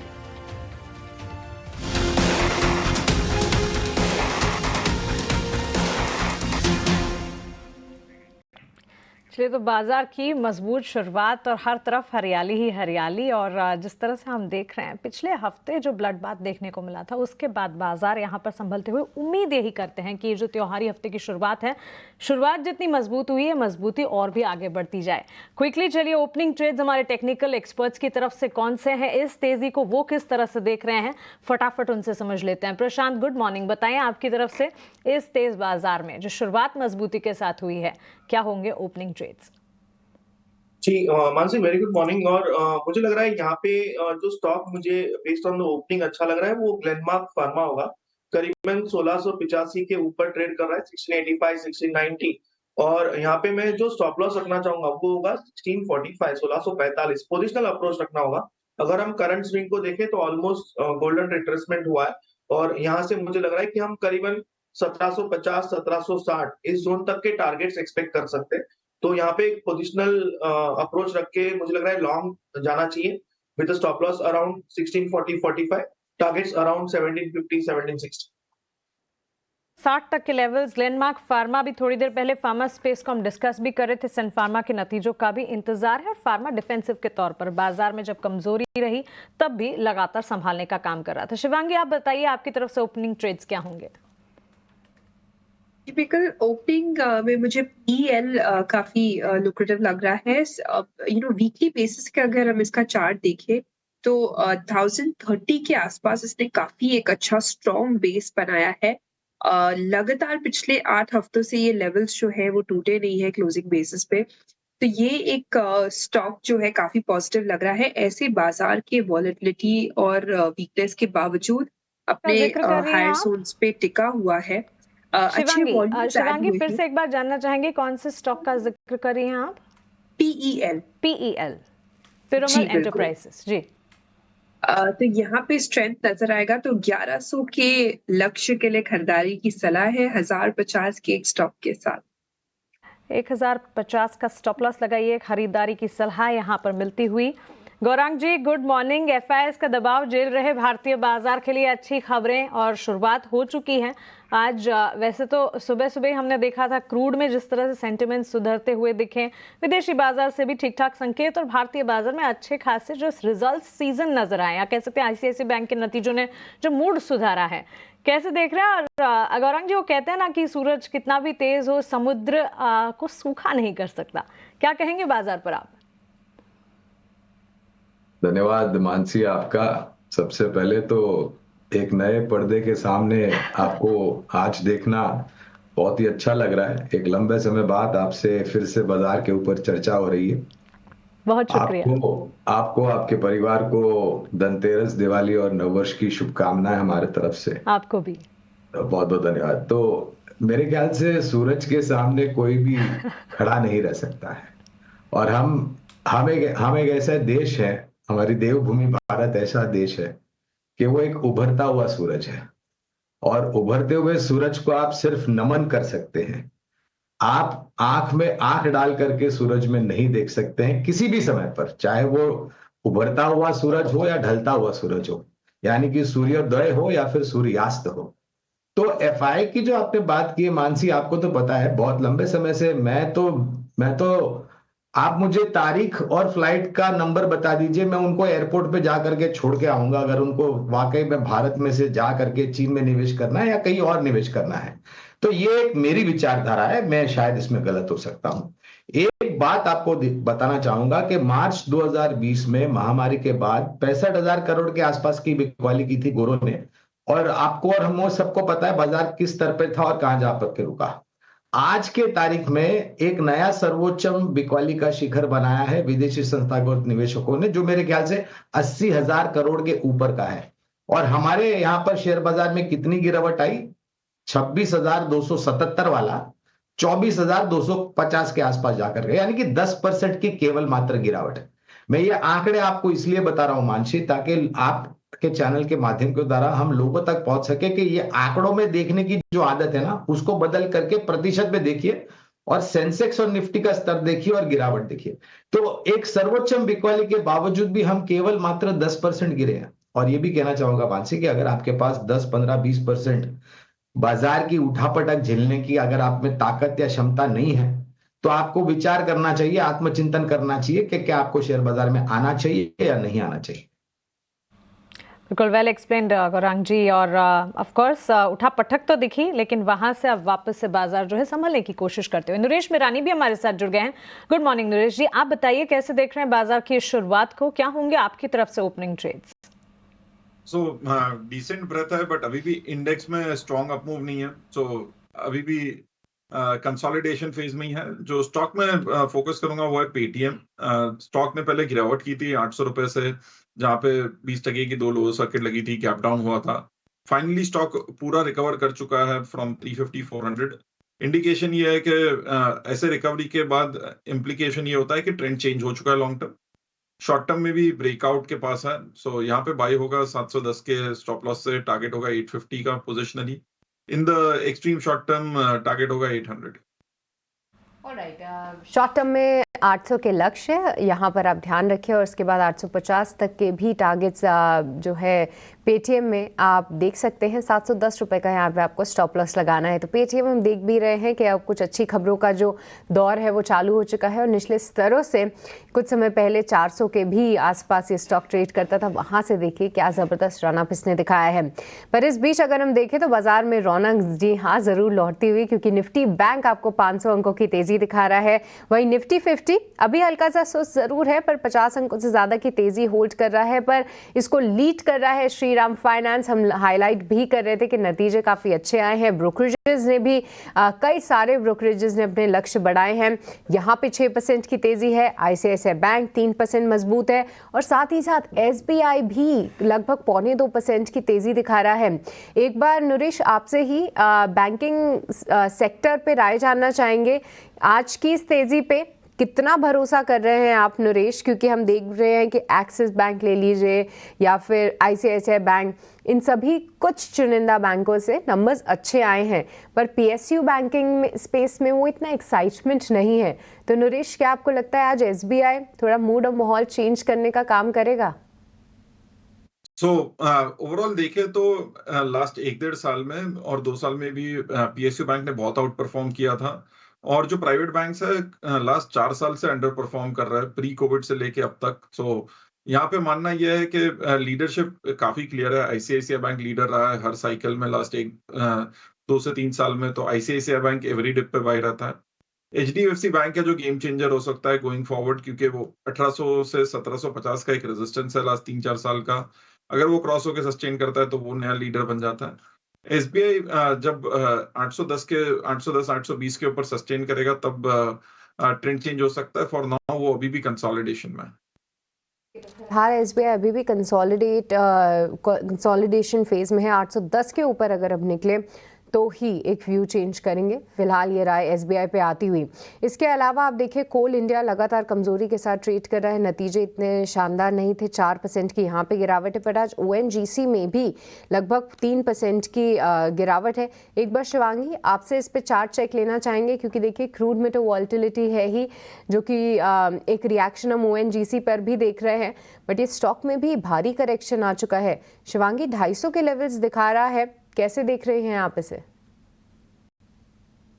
OMCs की अगर हम बात करें तो यहाँ पे लगातार हमने अगर पिछले 2 महीनों से यहाँ पे सेल ऑफ देखा है, और कोई भी एक यहाँ पे हम देख रहे हैं कि छोटी सी बाउंस है वो सेलिंग के लिए यूटिलाइज हुई जा रही है। तो गिरावट अभी भी थोड़ी और ग्रेव देखने को मिल सकती है सृष्टि, और यहाँ पे नेक्स्ट जो लेवल्स हम देख रहे हैं वो राउंड अबाउट 240 तक के लिए हम देख सकते हैं इन लेवल्स को। तो यहाँ पे थोड़ी और पेन सहन करनी पड़ेगी। 240 तक जा सकता है ONGC। देखिए यहाँ पर लगातार ये वीकनेस जो है इस काउंटर में दिख रही है, और जब 300 के लेवल्स इसने तोड़े थे तो हमारे कुछ एक्सपर्ट्स के रेडार पर भी आया था ये स्टॉक, और उसके बाद और भी करेक्शन हावी होता हुआ। पर इस बीच मैं देख पा रही हूँ कि बलरामपुर चीनी ये एक स्टॉक ज़रूर है जिसने पूरी मार्केट की करेक्शन में बहुत ज़्यादा पार्टिसिपेट नहीं किया है। एक बार प्रशांत मैं आपसे इस पे चार्ट चेक लेना चाहूँगी, क्योंकि ये स्टॉक ने काफ़ी मीठे रिटर्न्स दिए हैं हमारे सभी इन्वेस्टर्स को, बट जिस तरीके से आज का एक अपमूव है, क्या हाल फिलहाल की करेक्शन को निगेट करके फिर से तेज़ी के लिए तैयार है ये काउंटर, या थोड़ा सा अभी इस तेज़ी में निकलना चाहिए? या जैसे कि हम बता भी रहे हैं कि मार्केट्स थोड़े से इस लेवल्स पर कुछ एक ऐसे पॉकेट्स भी होने चाहिए जहां पर आप सोचें कि आप थोड़े से हल्के हो जाएं, तो क्या ये मौका है कि थोड़ा सा हल्का होना है या फिर फ्रेश ट्रेड लेना चाहिए? तो यहाँ पे सृष्टि, जैसे मैंने कहा था कि आपको ऐसे स्टॉक्स ढूंढने होंगे जहाँ पे रिस्क कम है और सपोर्ट से बाउंस हो रहे हैं। तो मुझे लग रहा है बलरामपुर चीनी भी उस कैटेगरी में आ रहा है। और यहाँ पे दूसरी चीज, जब बिकवाली आई थी तो बिकवाली में कोई स्ट्रॉन्ग वॉल्यूम्स नहीं थे दूसरे काउंटर्स की तरह, तो मुझे लग रहा है यहाँ पे एक रिस्क बेस्ड अप्रोच आप ले सकते हो। अप्रोच पोजिशनली रखना होगा और 605 स्पॉट क्लोजिंग ये स्टॉप लॉस रख के एक्यूमुलेट कर सकते हो। यहाँ से आपका जो टारगेट होगा वो डेली चार्ट पे गैप आपको नजर आएगी 645 के आसपास, 645 650 ये आप फर्स्ट टारगेट रख सकते हो। और यहाँ से आप अगर इसके ऊपर क्लोजिंग मिले फिर हम आगे डिस्कस कर सकते हैं, बट फिलहाल टारगेट ऑफ 645 और 605 के आसपास स्टॉप लॉस रख के आप लॉन्ग जा सकते हैं। ठीक है, 605 के आसपास स्टॉप लॉस आप रखें और यहाँ पे आप लॉन्ग जा सकते हैं। बलरामपुर चीनी कुछ एक फिल्टर क्राइटेरियाज प्रशांत ने ज़रूर बनाए हैं जिसको लेकर वो फिलहाल पॉजिटिव हैं इस पर्टिकुलर स्टॉक पे। इसके अलावा आज एक बड़ा इंटरेस्टिंग सेटअप भी हम ये देख रहे हैं कि देखिए जहाँ पे निफ्टी बैंक निफ्टी दोनों में ही तेज़ी देखने को मिल रही है, ऐसे में इंडिया विक्स भी ऊपर है क्योंकि आमतौर पर दोनों में ही नेगेटिव कोरिलेशन है, विपरीत चलते हैं ये। बट आज इंडिया विक्स 3% की तेज़ी दिखा रहा है, पर साथ ही साथ मार्केट्स में भी अच्छी तेज़ी है। तो काफ़ी इंटरेस्टिंग होगा ये देखना कि हम इस अप मूव को, इंडेक्स के अप मूव को होल्ड कर पाते हैं या नहीं। पर जी हाँ, काफ़ी करेक्शन के बाद कुछ एक स्टॉक्स ज़रूर ऊपर आ रहे हैं, उन पर एक बार राय लेंगे। और नरेश, मैं आपसे अमारा राजा बैटरीज पर व्यू लेना चाहूँगी क्योंकि कई दिनों के बाद ये एक पॉजिटिव लिस्ट में आते हुए दिखा है और मैं तो थोड़ा सा शॉक इसलिए भी हो गई क्योंकि जहाँ पर हम 1800 के लेवल्स के आसपास डिस्कस कर रहे थे जब कंपनी ने अपनी गीगा फैक्ट्री का पूरा उद्घाटन किया था और सब चीज़ें थी, अब 1300 के आसपास ये स्टॉक आ चुका है। पर इतनी करेक्शन के बाद कैसा दिख रहा है आपको नरेश चार्ट्स पे? सो ओवरऑल लास्ट जो ब्रेकआउट पॉइंट था जून में स्टॉक का 1200-1250 के आसपास था, जहां से एक मूव आया था 1700-1800 का, तो वो सपोर्ट लेवल को होल्ड किया है। बट ऊपर में काफी रेजिस्टेंस आएगा 1400-1450 के पास। सो यहाँ से एक बाउंस बैक ट्रेड है, स्टॉप लॉस स्ट्रिक्टली होगा 1240 का और अपसाइड होगी 1450 की।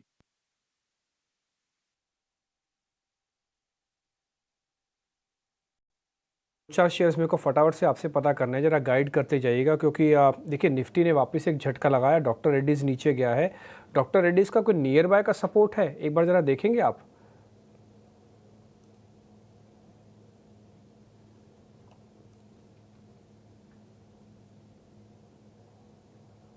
नरेश, आपसे ये सवाल, डॉक्टर रेड्डीज जरा चेक करना प्लीज। सो डॉक्टर रेड्डी अगर हम देखें तो एडजस्टेड है फॉर बोनस स्प्लिट। अगर जो लास्ट ब्रेकआउट था एडजस्टेड 1250-1280 के आसपास आता है, वही सपोर्ट है, उसके आसपास ही ट्रेड कर रहा है फिलहाल। बट ओवरऑल जब तक 1250 के ऊपर है, पॉसिबिलिटी है कि फिर से लॉन्गर टर्म अप ट्रेंड में जा सकता है और सस्टेन कर सकता है, तो 1250 एक मेजर सपोर्ट रहेगा। ठीक है, अब जरा जेके सीमेंट भी आप ही चेक करके बताओ, इसका स्टॉप लॉस टारगेट भी देना अगर आप इसको ट्रेड में कन्वर्ट करोगे तो।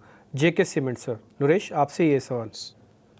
सो जेके सीमेंट टोटली साइडवेज है, लास्ट 6 महीना 8 महीना पहले भी यही 4200 से 400 के रेंज में था। एक जो स्पाइक आया था वो फॉल्स ब्रेकआउट की तरह हो गया, बट 4100 के आसपास सपोर्ट है, 4400 के आसपास रेजिस्टेंस है, तो कोई रिस्क रिवॉर्ड ट्रेड नहीं बनता है, तो वुड बी एन अवॉइड। ठीक है, इस समय अपने स्क्रीन पे जो इंडिया विक्स जिसके बारे में सृष्टि आपको बात बता रही थी वो 15 के ऊपर आ चुका है, यानी कि फेयर इन द मार्केट थोड़ा बड़ा है। और यही बड़ी वजह है कि जो निफ्टी के सारे टॉप गेन्स से आज जितने भी उन्होंने गेन किए वो सब के सब खो दिए। 2 मिनट पहले तक तो निफ्टी लाल निशान में भी आ गया था। ये इंडिया विक्स इसका सूचक है। हालांकि बैंक निफ्टी के अंदर आज वेटेज वाले शेयर्स की भरमार है, जिसमें काफ़ी हद तक आप बंधन, काफ़ी हद तक ICICI बैंक, कुछ SBI, इन तीनों का कंबाइन एफर्ट्स है, इसलिए आपको 400 पॉइंट दिख रहा है। अगर मैं सिर्फ बैंक वाला हिस्सा हटा दूँ आज मार्केट में से, तो आप मार्केट को आज फिर से ख़राब स्थिति या पुरानी वाली स्थिति में ही देख पा रहे हैं, कुछ ज़्यादा बेहतर इस समय स्थिति नहीं है। एक काम आप छोटा सा और कर सकते हैं, स्क्रीन पर जरा एडवांस डिक्लाइन की रेशियो दिखाइए, उससे आपको और क्लियर हो जाएगा कि मैं क्या बात कहने जा रहा हूँ। कि बैंक वाला हिस्सा हटा दिया जाए तो दिक्कत बड़ी हुई है अभी भी, वो आप एडवांस डिक्लाइन दिखाना। एफ&ओ में भी शॉर्ट्स की संख्या ज़्यादा है, आप देखो 100 डिक्लाइंस है, NSE में भी 1300 है, BSE में भी 1600 है।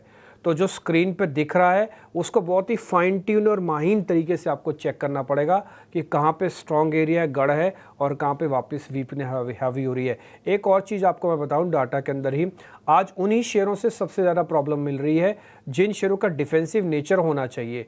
अगर आप आज शेयर्स की सूची चेक कर रहे हैं ना टॉप लूजर्स की, तो आप देखेंगे doctor Reddy, ITC, Bharti Airtel, Coal India, ये कुछ एक शेयर्स हैं जो टिपिकली डिफेंसिव इन नेचर माने जाते हैं, लेकिन यही सबसे ज़्यादा आज निफ्टी को डिस्टर्ब कर रहे हैं। अगर आप स्क्रीन पर दिखाना चाहें तो वो भी दिखा सकते हैं। खैर एनी हाउ, शिवांगी 2 शेयर आपसे भी हैं, जरा जल्दी जल्दी आप देख के बताइएगा। ये इंडिगो 12.5% करीब करीब हो चुका है, कितना और नीचे जाएगा? F&O शेयर है ये? जी बिल्कुल, यहाँ पे अगर हम स्ट्रक्चर देखें तो एक ब्रेकडाउन देखने को मिला है। वॉल्यूम्स यहाँ पे काफ़ी शॉर्ट साइड में ऐड भी हुए हैं। मेरा यहाँ मानना है कि ये 3800 एक इम्पॉर्टेंट लेवल रहेगा। इसके नीचे अगर टूटता है तो थोड़ी और वीकनेस रहेगी, पर अगर यहाँ पे होल्ड कर जाता है तो थोड़ी बहुत बाउंस बैक मूव हम एक्सपेक्ट कर सकते हैं। 3800 आप बता रहे हैं तो उसके तो बेहद करीब है। देखते देखते हो सकता है चला भी जाए। एक ट्रेड की अटेम्प्ट ले या फिर अभी वेट एंड वॉच करें अगर 3800 का सपोर्ट है तो? शिवांगी जी बिल्कुल, 3800 का वेट करना है हमें। वेट एंड वॉच ही करते हैं, फिर लगाइए जरा स्टैम्प वेट एंड वॉच की। पहले 3800 चेक कर लेते हैं, टूटेगा टूटेगा, नहीं टूटेगा तो नहीं टूटेगा, फिर से जरा चेक कर लेते हैं। इस बीच में अभिषेक को भी अपने साथ जोड़ लेता हूँ, मेरे सहयोगी हैं, उन्होंने इंडिगो पे कुछ पढ़ाई लिखाई यानी कि सर्च की हुई है। एक बार जरा उनसे समझते हैं कि ऐसा क्यों हुआ कि एयरपोर्ट पे भीड़ है, जहाज बढ़िया उड़ रहे हैं, लेकिन उसके बावजूद भी कंपनी को लॉस दिखाना पड़ा। बताइए अभी। डिम्पल, लॉस इसलिए कंपनी को हुआ है क्योंकि कंपनी के जो खर्चे हैं उसमें लगातार बढ़ोतरी हुई है और कई सारे ऐसी चीज़ें हैं जहां पर उनके एक्सपेंसेस बहुत तेज़ी से बढ़े हैं। वैसे अगर हम सितंबर तिमाही की बात करें तो सीजनली एक वीक क्वार्टर होता है, लेकिन इंडिगो जैसी एयरलाइन से हम घाटे की उम्मीद तो नहीं करते हैं। और एक घाटे का जो आंकड़ा है निवेशकों को परेशान कर रहा है क्योंकि 2 साल में पहली बार घाटा पोस्ट किया है। सितंबर में कंपनी का जो घाटा है वो है 987 करोड़ रुपए का। कंपनी के खर्चों में 22% का उछाल है, यानी कि जो आय है उस रफ्तार से नहीं बढ़ी है जिस हिसाब से खर्चे बढ़े हैं। आय में करीब करीब 13.5% के आसपास का उछाल है। और कंपनी के सीईओ पीटर एल्बर्ट्स का कहना है कि जो ग्राउंडेड एयरक्राफ्ट, इस दिक्कत से कंपनी लगातार जूझ रही है उसके चलते, और कहीं ना कहीं फ्यूल कॉस्ट बढ़ने से कंपनी को घाटा हुआ है। अगर हम प्रति यात्री यील्ड की बात करें तो वो 5.24 प्रति किलोमीटर से घटकर 4.55 प्रति किलोमीटर प्रति यात्री रह गई है, तो ये नोटिस करने वाली चीज है। अगर हम खर्चों की बात करें तो एयरपोर्ट फीस में 41% का उछाल है, सप्लीमेंट्री रेंटल में करीब करीब 29.5% का, एयरक्राफ्ट रिपेयर और मेंटेनेंस पर करीब करीब 12.5% ज्यादा खर्च करना पड़ा है कंपनी को, और एयरक्राफ्ट इंजन और रेंटल में थोड़ा मोड़ा नहीं बल्कि करीब करीब 4 गुने के आसपास का उछाल है, तो ये चीज परेशान जरूर कर रही है।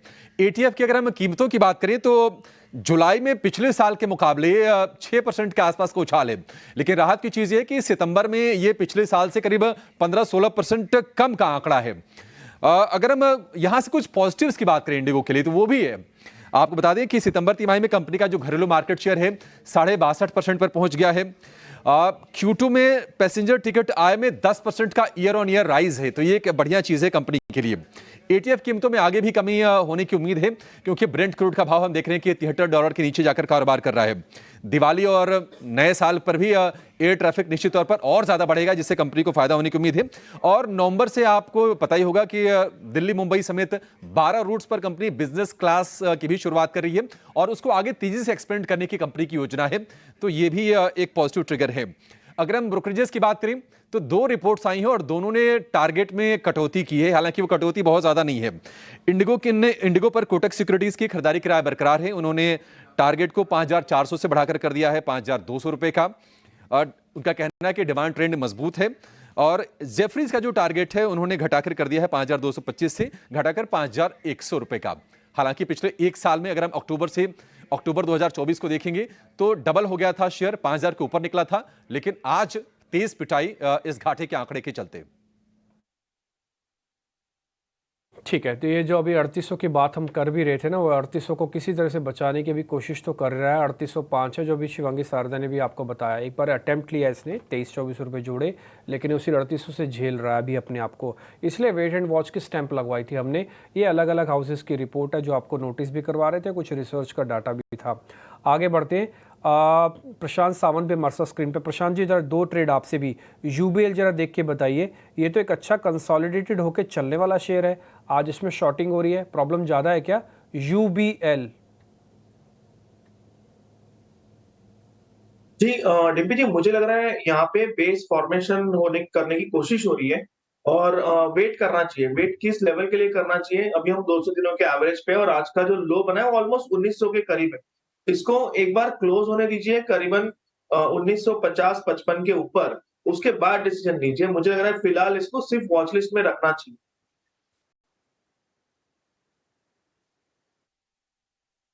एक बार जरा चेक कीजिए, 326 रुपये के आसपास पेट्रोनेट एलएनजी चल रहा है।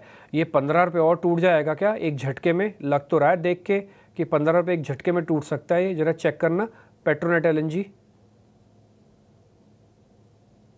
22,323 ये बहुत अहम सपोर्ट है अगर हम देखें तो वहां पे एक गैप भी है डेली चार्ट पे। तो मुझे लग रहा है हार्डली करंट प्राइस के 2-3 पॉइंट नीचे सपोर्ट है।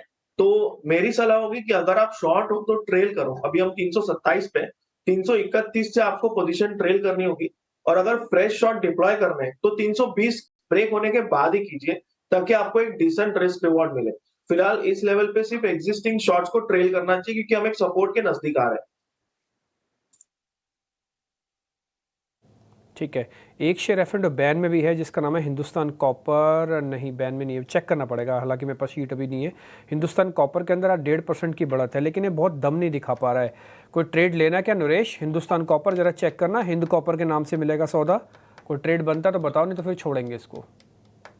स्टॉक ने इलेक्शन डे लो भी ब्रेक कर दिया है और सस्टेन नहीं कर रहा है, तो यहाँ पे रिवर्सल ट्रेड थोड़ा डिफिकल्ट होगा अनलेस ये 290 के ऊपर सस्टेन करता है, तो उसके बाद रिव्यू करेंगे।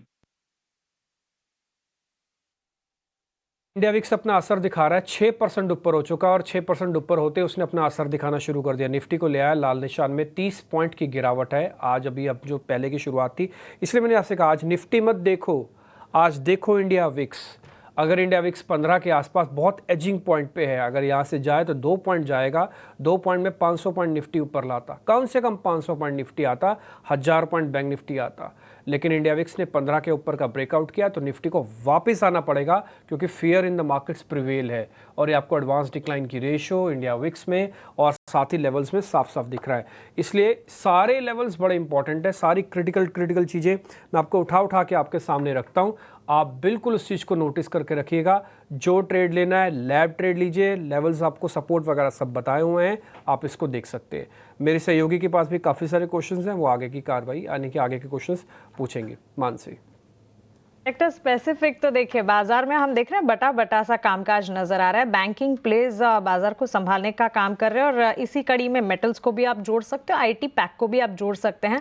और साथ ही अगर home finance company, housing finance कंपनियों की अगर बात करें, वहाँ पर भी एक्शन जो है बाजार में रियली कह सकते हैं कि अनअफेक्टेड था ये सेगमेंट जब बिकवाली का दबाव भी जारी रहा। इसे विस्तार से समझेंगे, लेकिन इस वक्त हो चला है ऑप्शन के चैंपियन का और हमारे साथ एंजल वन की स्नेहा सेठ जुड़ गई हैं। आइए उनसे जानते हैं कि ऑप्शन का चैंपियन में कौन सा दमदार ऑप्शन वो लेकर आई हैं। स्नेहा, गुड मॉर्निंग, बताइए कौन सा ऑप्शन लेकर आई हैं आप आज? Good morning Mansi. अगर जैसे कि आपने बताया और अभी आप डिस्कस कर रहे थे कि बैंकिंग स्टॉक्स में काफी अच्छी ओवरऑल थोड़ा सा स्ट्रेंथ दिख रहा है, तो उसी में से अगर आप देखें तो एसबीआई ये काउंटर आप देखें तो हिस्टोरिकली कितने it is been third time करके कि वो 200 सिंपल मूविंग एवरेज के आसपास ही कंसोलिडेट कर रहा है। आज काफी इंटरेस्टिंग है करके कि डिस्पाइट मार्केट थोड़ा सा प्रेशर में ही है, बट यहाँ पर हम देख रहे हैं कि 800 और उसके ऊपर की कॉल्स में अनवाइंडिंग है, तो यहाँ पे एक कॉन्ट्राबैट लेंगे। 800 की जो कॉल है वो बाय करने की सलाह रहेगी करंट लेवल्स पे ही, और उसका स्टॉप लॉस रहेगा अराउंड 1.25 और जो टारगेट रहेंगे that is 24। As per stop loss जो मैक्सिमम रिस्क इन्वॉल्व है दैट इज अराउंड 5000 और जो प्रॉफिट पोटेंशियल है दैट इज अराउंड 12000। ठीक है स्नेहा, बहुत शुक्रिया आपका ये ऑप्शन का दमदार ट्रेड हमारे बीच रखने के लिए। बैंकिंग प्लेस का लगातार जिक्र भी हम कर रहे हैं, आईसीआईसीआई बैंक, एसबीआई, बंधन बैंक, नतीजे आज पीएनबी और फेडरल बैंक के आने वाले और स्नेहा की तरफ से एसबीआई पर 800 की कॉल खरीदने की राय जो कि 8 रुपए में आपको मिलेगी। लक्ष्य 24 और स्टॉप लॉस 1.8 का यहाँ पर लगाना है। अधिकतम मुनाफा 12,000 का देने की क्षमता रखती है ये कॉल और अधिकतम नुकसान जो है आपका 5,000 हो सकता है। लेकिन स्टैंडर्ड डिस्क्लेमर आपके टीवी स्क्रीन पर फ्लैश होगा। एफएनओ ट्रेडिंग में 10 में से 9 लोगों को नुकसान होता है। एफएनओ ट्रेडर्स को औसतन 50,000 का नुकसान होता है। घाटा होने के बावजूद 28% ट्रांजैक्शंस के रूप में देना होता है। मुनाफा होने पर 15 से 50% ट्रांजैक्शन के रूप में खर्च होता है। तो क्लियरली इस चीज को मद्देनजर रखते हुए एफएनओ दिनों में ट्रेड कीजिएगा। लेकिन चलिए आगे बढ़ते हैं और एक कंपनी के मैनेजमेंट से भी जुड़ते हैं और इस बीच वारी एनर्जीज की जो नई लिस्टिंग होती हुई दिख रही है BSE पर 70% प्रीमियम के साथ ये लिस्टिंग हो रही है। 2550 के लेवल्स प्रति शेयर पर लिस्टिंग, जबकि इशू प्राइस 1503 का था। तो वारी एनर्जीज यहाँ पर लिस्ट होता हुआ 2650 शुरुआती मजबूती यहाँ पर लिस्टिंग के साथ साथ यहाँ पर लिस्टिंग गेन्स नजर आते हुए। आगे बढ़ते हैं और अब एक कंपनी के मैनेजमेंट से बातचीत करते हैं। REC लिमिटेड कंपनी के नतीजे आते हुए दिखे, नतीजे अच्छे रहे। अगर आप देखेंगे नेट इंटरेस्ट इनकम में करीब 23% का इजाफा देखने को मिला, जबकि मुनाफे के फ्रंट पर करीब 6.5% की तेजी, 4038 करोड़ के मुनाफे के आंकड़े यहां पर देखने को मिले। नेट इंटरेस्ट मार्जिन 3.6% के लेवल्स पर ही इंटैक्ट रहते हुए दिखे। नतीजों के बाद स्ट्रॉन्ग मैनेजमेंट कमेंट्री भी आई, सेगमेंट में इनोवेशंस की बातचीत भी उन्होंने की और अब वही बातचीत को आगे बढ़ाने के लिए REC की दूसरी तिमाही के नतीजों के बाद कंपनी के मैनेजमेंट विवेक कुमार देवांगन, जो कि कंपनी के CMD है, हमारे साथ जुड़ गए हैं। विवेक जी, बहुत स्वागत है आपका 18 हाउस स्वदेश पे। अपना समय देने के लिए आपका शुक्रिया। सबसे पहले नतीजों पर आपकी राय, किस तरह से देख रहे हैं अपनी कंपनी के दूसरी तिमाही के नतीजे और कितना डिसबर्समेंट ग्रोथ यहां पर देखने को मिला? ओवरऑल कैसे देख रहे हैं सेंटिमेंट्स आपके नंबर्स के बाद? Q2 के रिजल्ट हमारे लिए बहुत अच्छे साबित हुए हैं। अब तक का सबसे ज़्यादा हमें इनकम हमें Q2 में प्राप्त हुआ है। हमारा रेवेन्यू फ्रॉम ऑपरेशन जो है वो 17% से बढ़ गया है और नेट इंटरेस्ट इनकम में 22% की बढ़ोतरी हुई है, जो कि 4091 करोड़ से बढ़कर ये 5012 करोड़ हो गया है। और Q2 में हमारा डिसबर्समेंट 41,598 करोड़ से बढ़कर ये 43,303 करोड़ हो गया है और विशेषकर रिन्यूएबल एनर्जी सेक्टर में बहुत अच्छी बढ़ोतरी हुई है। हमारा डिसबर्समेंट जो रिन्यूएबल एनर्जी के क्षेत्र में है वो उसमें 38% की बढ़ोतरी हुई है, 4,309 करोड़ से बढ़कर ये 5,946 करोड़। ऑलराइट, नमस्कार विवेक जी, मैं सृष्टि बात कर रही हूँ। तो हमने आपसे कुछ इंटरनल ज़रूर समझे, पर विवेक जी जब मैं आपके नंबर्स देख रही थी तो वहाँ पे थोड़े आपके NNPA जो नंबर्स हैं वो बढ़ते हुए दिखे। उसके बारे में आपका क्या कहना है और साथ ही इस तिमाही की NIMs किस तरीके से देखने को मिली और आगे के लिए क्या आउटलुक है? देखिए, Q2 में हमारे मार्जिन बहुत अच्छे हुए हैं। स्प्रेड हमारा 23 बेसिस पॉइंट बढ़ गया, 2.73% बढ़ के 2.96% हो गया है। नेट इंटरेस्ट मार्जिन में भी 23 बेसिस पॉइंट की बढ़ोतरी हुई है, 3.41% बढ़कर ये 3.64% हो गया है। यदि हम Q2 का कंपैरिजन करें पिछले वर्ष में, तो नेट NPA पिछले Q2 जो FY 2024 में उसमें 0.96% था, अब इस Q2 में नेट NPA घट के 0.88% हो गया। और इस क्वार्टर में हमें कुछ KSK महानदी से जो TRA में फंड था उसमें NCLT से कुछ राइट बैक भी मोर देन 400 करोड़ की प्राप्ति हुई है। गोइंग फॉरवर्ड जो है हमारा H2 में second half of this financial year में हमें काफी अच्छे रिजोल्यूशन की उम्मीद है। KSK महानदी में, सिंधर पावर प्रोजेक्ट नासिक में और हमारा हिरनमई प्रोजेक्ट है। ये 3 प्रोजेक्ट से हमें 100% से ज्यादा रिकवरी होने की संभावना है। कुल हमारा राइट बैक जो है 1500 करोड़ से ज्यादा होगा Q3 Q4 मिला के। विवेक जी, एक आखिरी और लास्ट क्वेश्चन आपसे जरा पता करना चाहते हैं कि आपके प्रोविजनिंग का इस समय की सिचुएशन क्या है? प्रोविजनिंग कितनी कर रहे हैं? और हम ये बात जानना चाहेंगे कि क्या आपके आगे चल के NPAs बढ़ेंगे या नहीं? NPA नहीं थे उसमें, जैसे आंध्र प्रदेश की यूटिलिटीज जो है वो 30 दिन में अपना ओवरड्यूज का भुगतान करने में जाए, वो 30 से 60 दिन में करे थे। तो हमें जो स्पेशल मेंशन अकाउंट 1 से वो स्पेशल मेंशन अकाउंट नंबर 2 पे शिफ्ट हो गए थे, तो उसके लिए हमें थोड़ा ECL की प्रोविजनिंग ज्यादा करनी पड़ी थी। परंतु मैंने देखा कि अक्टूबर माह में काफी स्थिति में सुधार हुआ है। आंध्र प्रदेश की यूटिलिटीज की फाइनेंशियल वित्तीय स्थिति में काफी सुधार हुआ है और मेरा मानना है कि नवंबर के अंत तक आंध्र प्रदेश वो स्टैंडर्ड एसेट में आ जाएंगे, वो SMA 2 से SMA 1 में शिफ्ट हो जाएंगे, तो हमारा ECL प्रोविजनिंग फिर से वापस हो जाएगा। एब्सोल्युटली। साथ ही ताज़ा जो कंपनी ने 0 कूपन बॉन्ड्स इशू किए हैं विवेक जी, उसे शानदार प्रतिसाद मिला है। देखें तो ऑलमोस्ट 34 टाइम्स ये सब्सक्राइब होता हुआ दिखा on the base price of 1000 crore. Also ये पहली दफ़ा है 2011 के बाद जबकि कंपनी ने इस तरह के कूपन, इस तरह के बॉन्ड्स इशू किए हैं। तो इस वक्त ही इस तरह के कूपन्स को लाने के पीछे की वजह और किस तरह से देख रहे हैं इस शानदार रिस्पांस को आप, और क्या आगे भी इस तरह की चीजें, इस तरह के इनोवेशंस देखेंगे हम? तो देखिए, आरईसी का प्रयास रहता है कि हम लोग जो बोरोइंग करते हैं, इस साल हमें लगभग 1,60,000 करोड़ की बोरोइंग करनी है, तो हम एक डाइवर्सिफाइड पोर्टफोलियो रखना चाहते हैं। तो हमारे 40% जो हम लोग बोरोइंग करते हैं वो कॉर्पोरेट बॉन्ड से आता है, लगभग 18% बैंक से टर्म लोन के रूप में हम डोमेस्टिक मार्केट से उठाते हैं, लगभग 30% हम फॉरेन करेंसी बोरोइंग करते हैं। इसी दिशा में हमने central board of direct taxes से अप्रूवल लिया था जीरो कूपन बॉन्ड के लिए। तो जीरो कूपन बॉन्ड का रिस्पांस देके हमें लग रहा है कि हमें फर्दर उसके लिए और प्रयास करने चाहिए, और हमारा जो बोरोइंग का मिक्स है वो डाइवर्सिफाइड रखने का यथासंभव प्रयास रहेगा। ऑलराइट, इसी के साथ आपका बहुत बहुत शुक्रिया करना चाहेंगे विवेक जी, आज आपने समय निकाला और साथ ही नतीजों पे ना ही सिर्फ हमें बताया कि कैसे रहे इंटरनल, साथ ही आगे का आउटलुक कैसे देखें आरईसी के लिए, वो भी विस्तार से हमने आपसे समझा। बहुत बहुत शुक्रिया आपका। पर चलिए अब आगे बढ़ेंगे और फिर से एक बार बाजारों का रुख कर लेते हैं, क्योंकि आज जिस तरीके की तेज़ी देखने को मिल रही है, काफ़ी वॉलेटाइल होते हुए दिख रहे हैं। कुछ समय पहले हम ये आपको हाईलाइट भी कर रहे थे कि अब निफ्टी 50 लाल निशान में फिसला है, पर एकाएक देखिए बढ़िया जंप, लगभग 80 अंकों की तेज़ी जो है वो निफ्टी 50 में देखने को मिल रही है। अब 24,250 ये स्तर जो है निफ्टी रीटेस्ट कर रहा है। देखते हैं कि क्या ये लेवल्स जो है वो होल्ड करता है या नहीं, पर निफ्टी बैंक 600 अंकों की तेजी दिखा रहा है। आज कई सारे प्राइवेट बैंक और कुछ चुनिंदा पीएसयू बैंकों स्टॉक से भी जो है सपोर्ट मिलता हुआ दिख रहा है। तो ये सारे ये फिलहाल जो है आप देख पा रहे हैं इंडेक्स पे, पर बंधन बैंक में ज़बरदस्त तेज़ी है। अब 9% का उछाल जो है वो बंधन बैंक दिखा रहा है। साथ ही साथ इंडिया विक्स को भी क्लोजली मॉनिटर कीजिए, क्योंकि अभी कुछ समय पहले 5-6% की तेज़ी थी, अब वो थोड़ी सी कूल ऑफ होकर 2.5% की ही तेज़ी देखने को मिल रही है। तो अच्छा संकेत है। इंडिया विक्स अगर थोड़ा सा नीचे आता है तो बुल्स का जो कॉन्फिडेंस है वो फिर से बाज़ारों पर लौटता हुआ दिखेगा।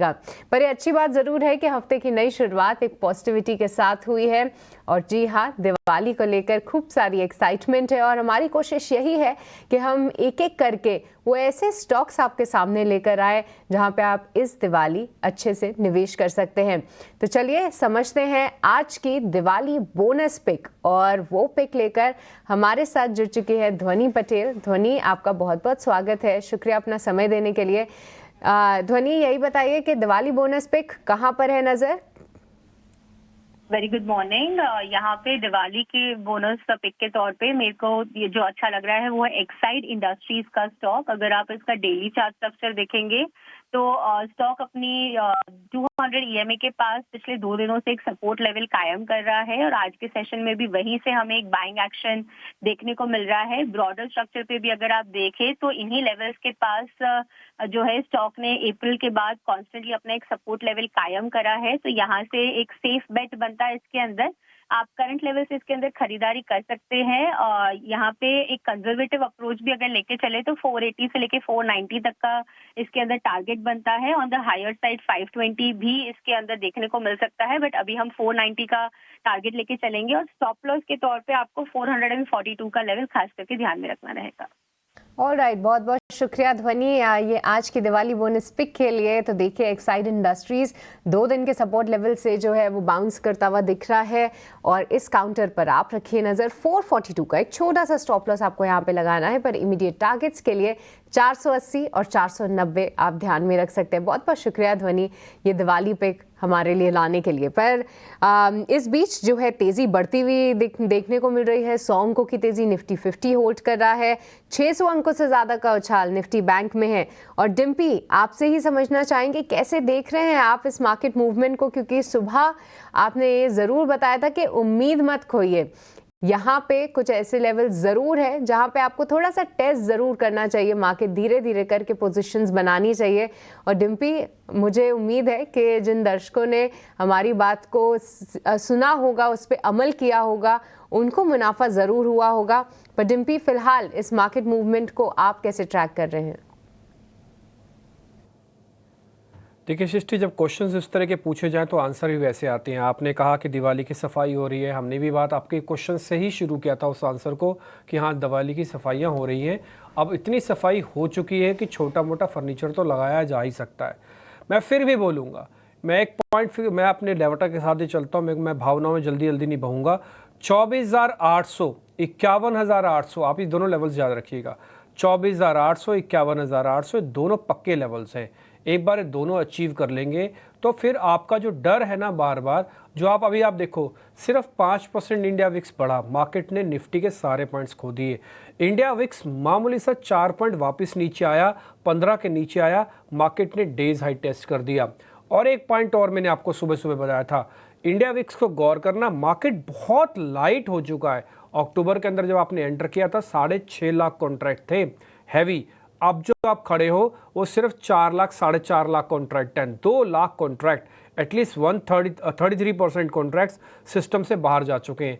इसलिए मैं कई बार आपको इशारों में समझाता हूं कि मार्केट इतना लाइट है कि ऐसे करेंगे आगे चला जाता है और ऐसे पीछे की तरफ खींचेंगे तुरंत पीछे आ जाता है। ये चीज़ आप फील कर रहे हैं मार्केट के अंदर, ये मैं कुछ नया नहीं बता रहा, या फील कर रहे हैं। जब आप ट्रेडिंग टर्मिनल्स देख रहे हैं तो आप ये फील कर रहे हैं, यार एकदम से ऐसा हो रहा है, एकदम से मार्केट चल रहा है, एकदम से नीचे आ रहा है। ये लाइट मार्केट की पहली पहचान है, क्योंकि ठोस चीज़ नहीं है मार्केट के पास, इसलिए जैसा रंग डालोगे वैसा ही हो जाएगा। तेज़ी का रंग डालो तेज़ी हो जाएगी, मंदी डालो मंदी हो जाएगी। दूसरा पॉइंट आपको मैं नोटिस कराऊं, एफआईज ने पिछले 2-3 दिन से अपनी लेवल्स को खोया नहीं है।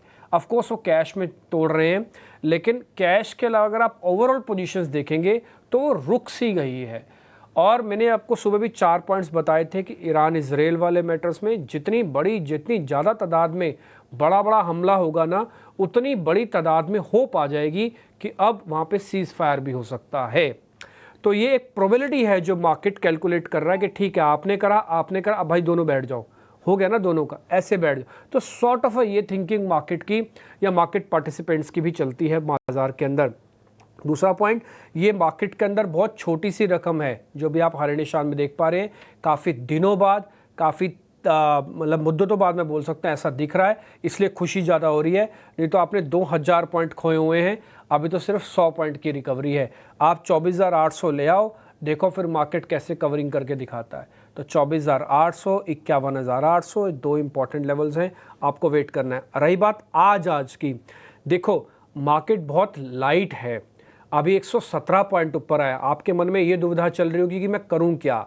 अब आप एक ना छोटा सा स्टॉप लॉस मैं दे देता हूं आपको 24,250 का। ये 24,250 अगर आज नहीं टूटता है तो कोई दिक्कत नहीं है, आप बने रहना।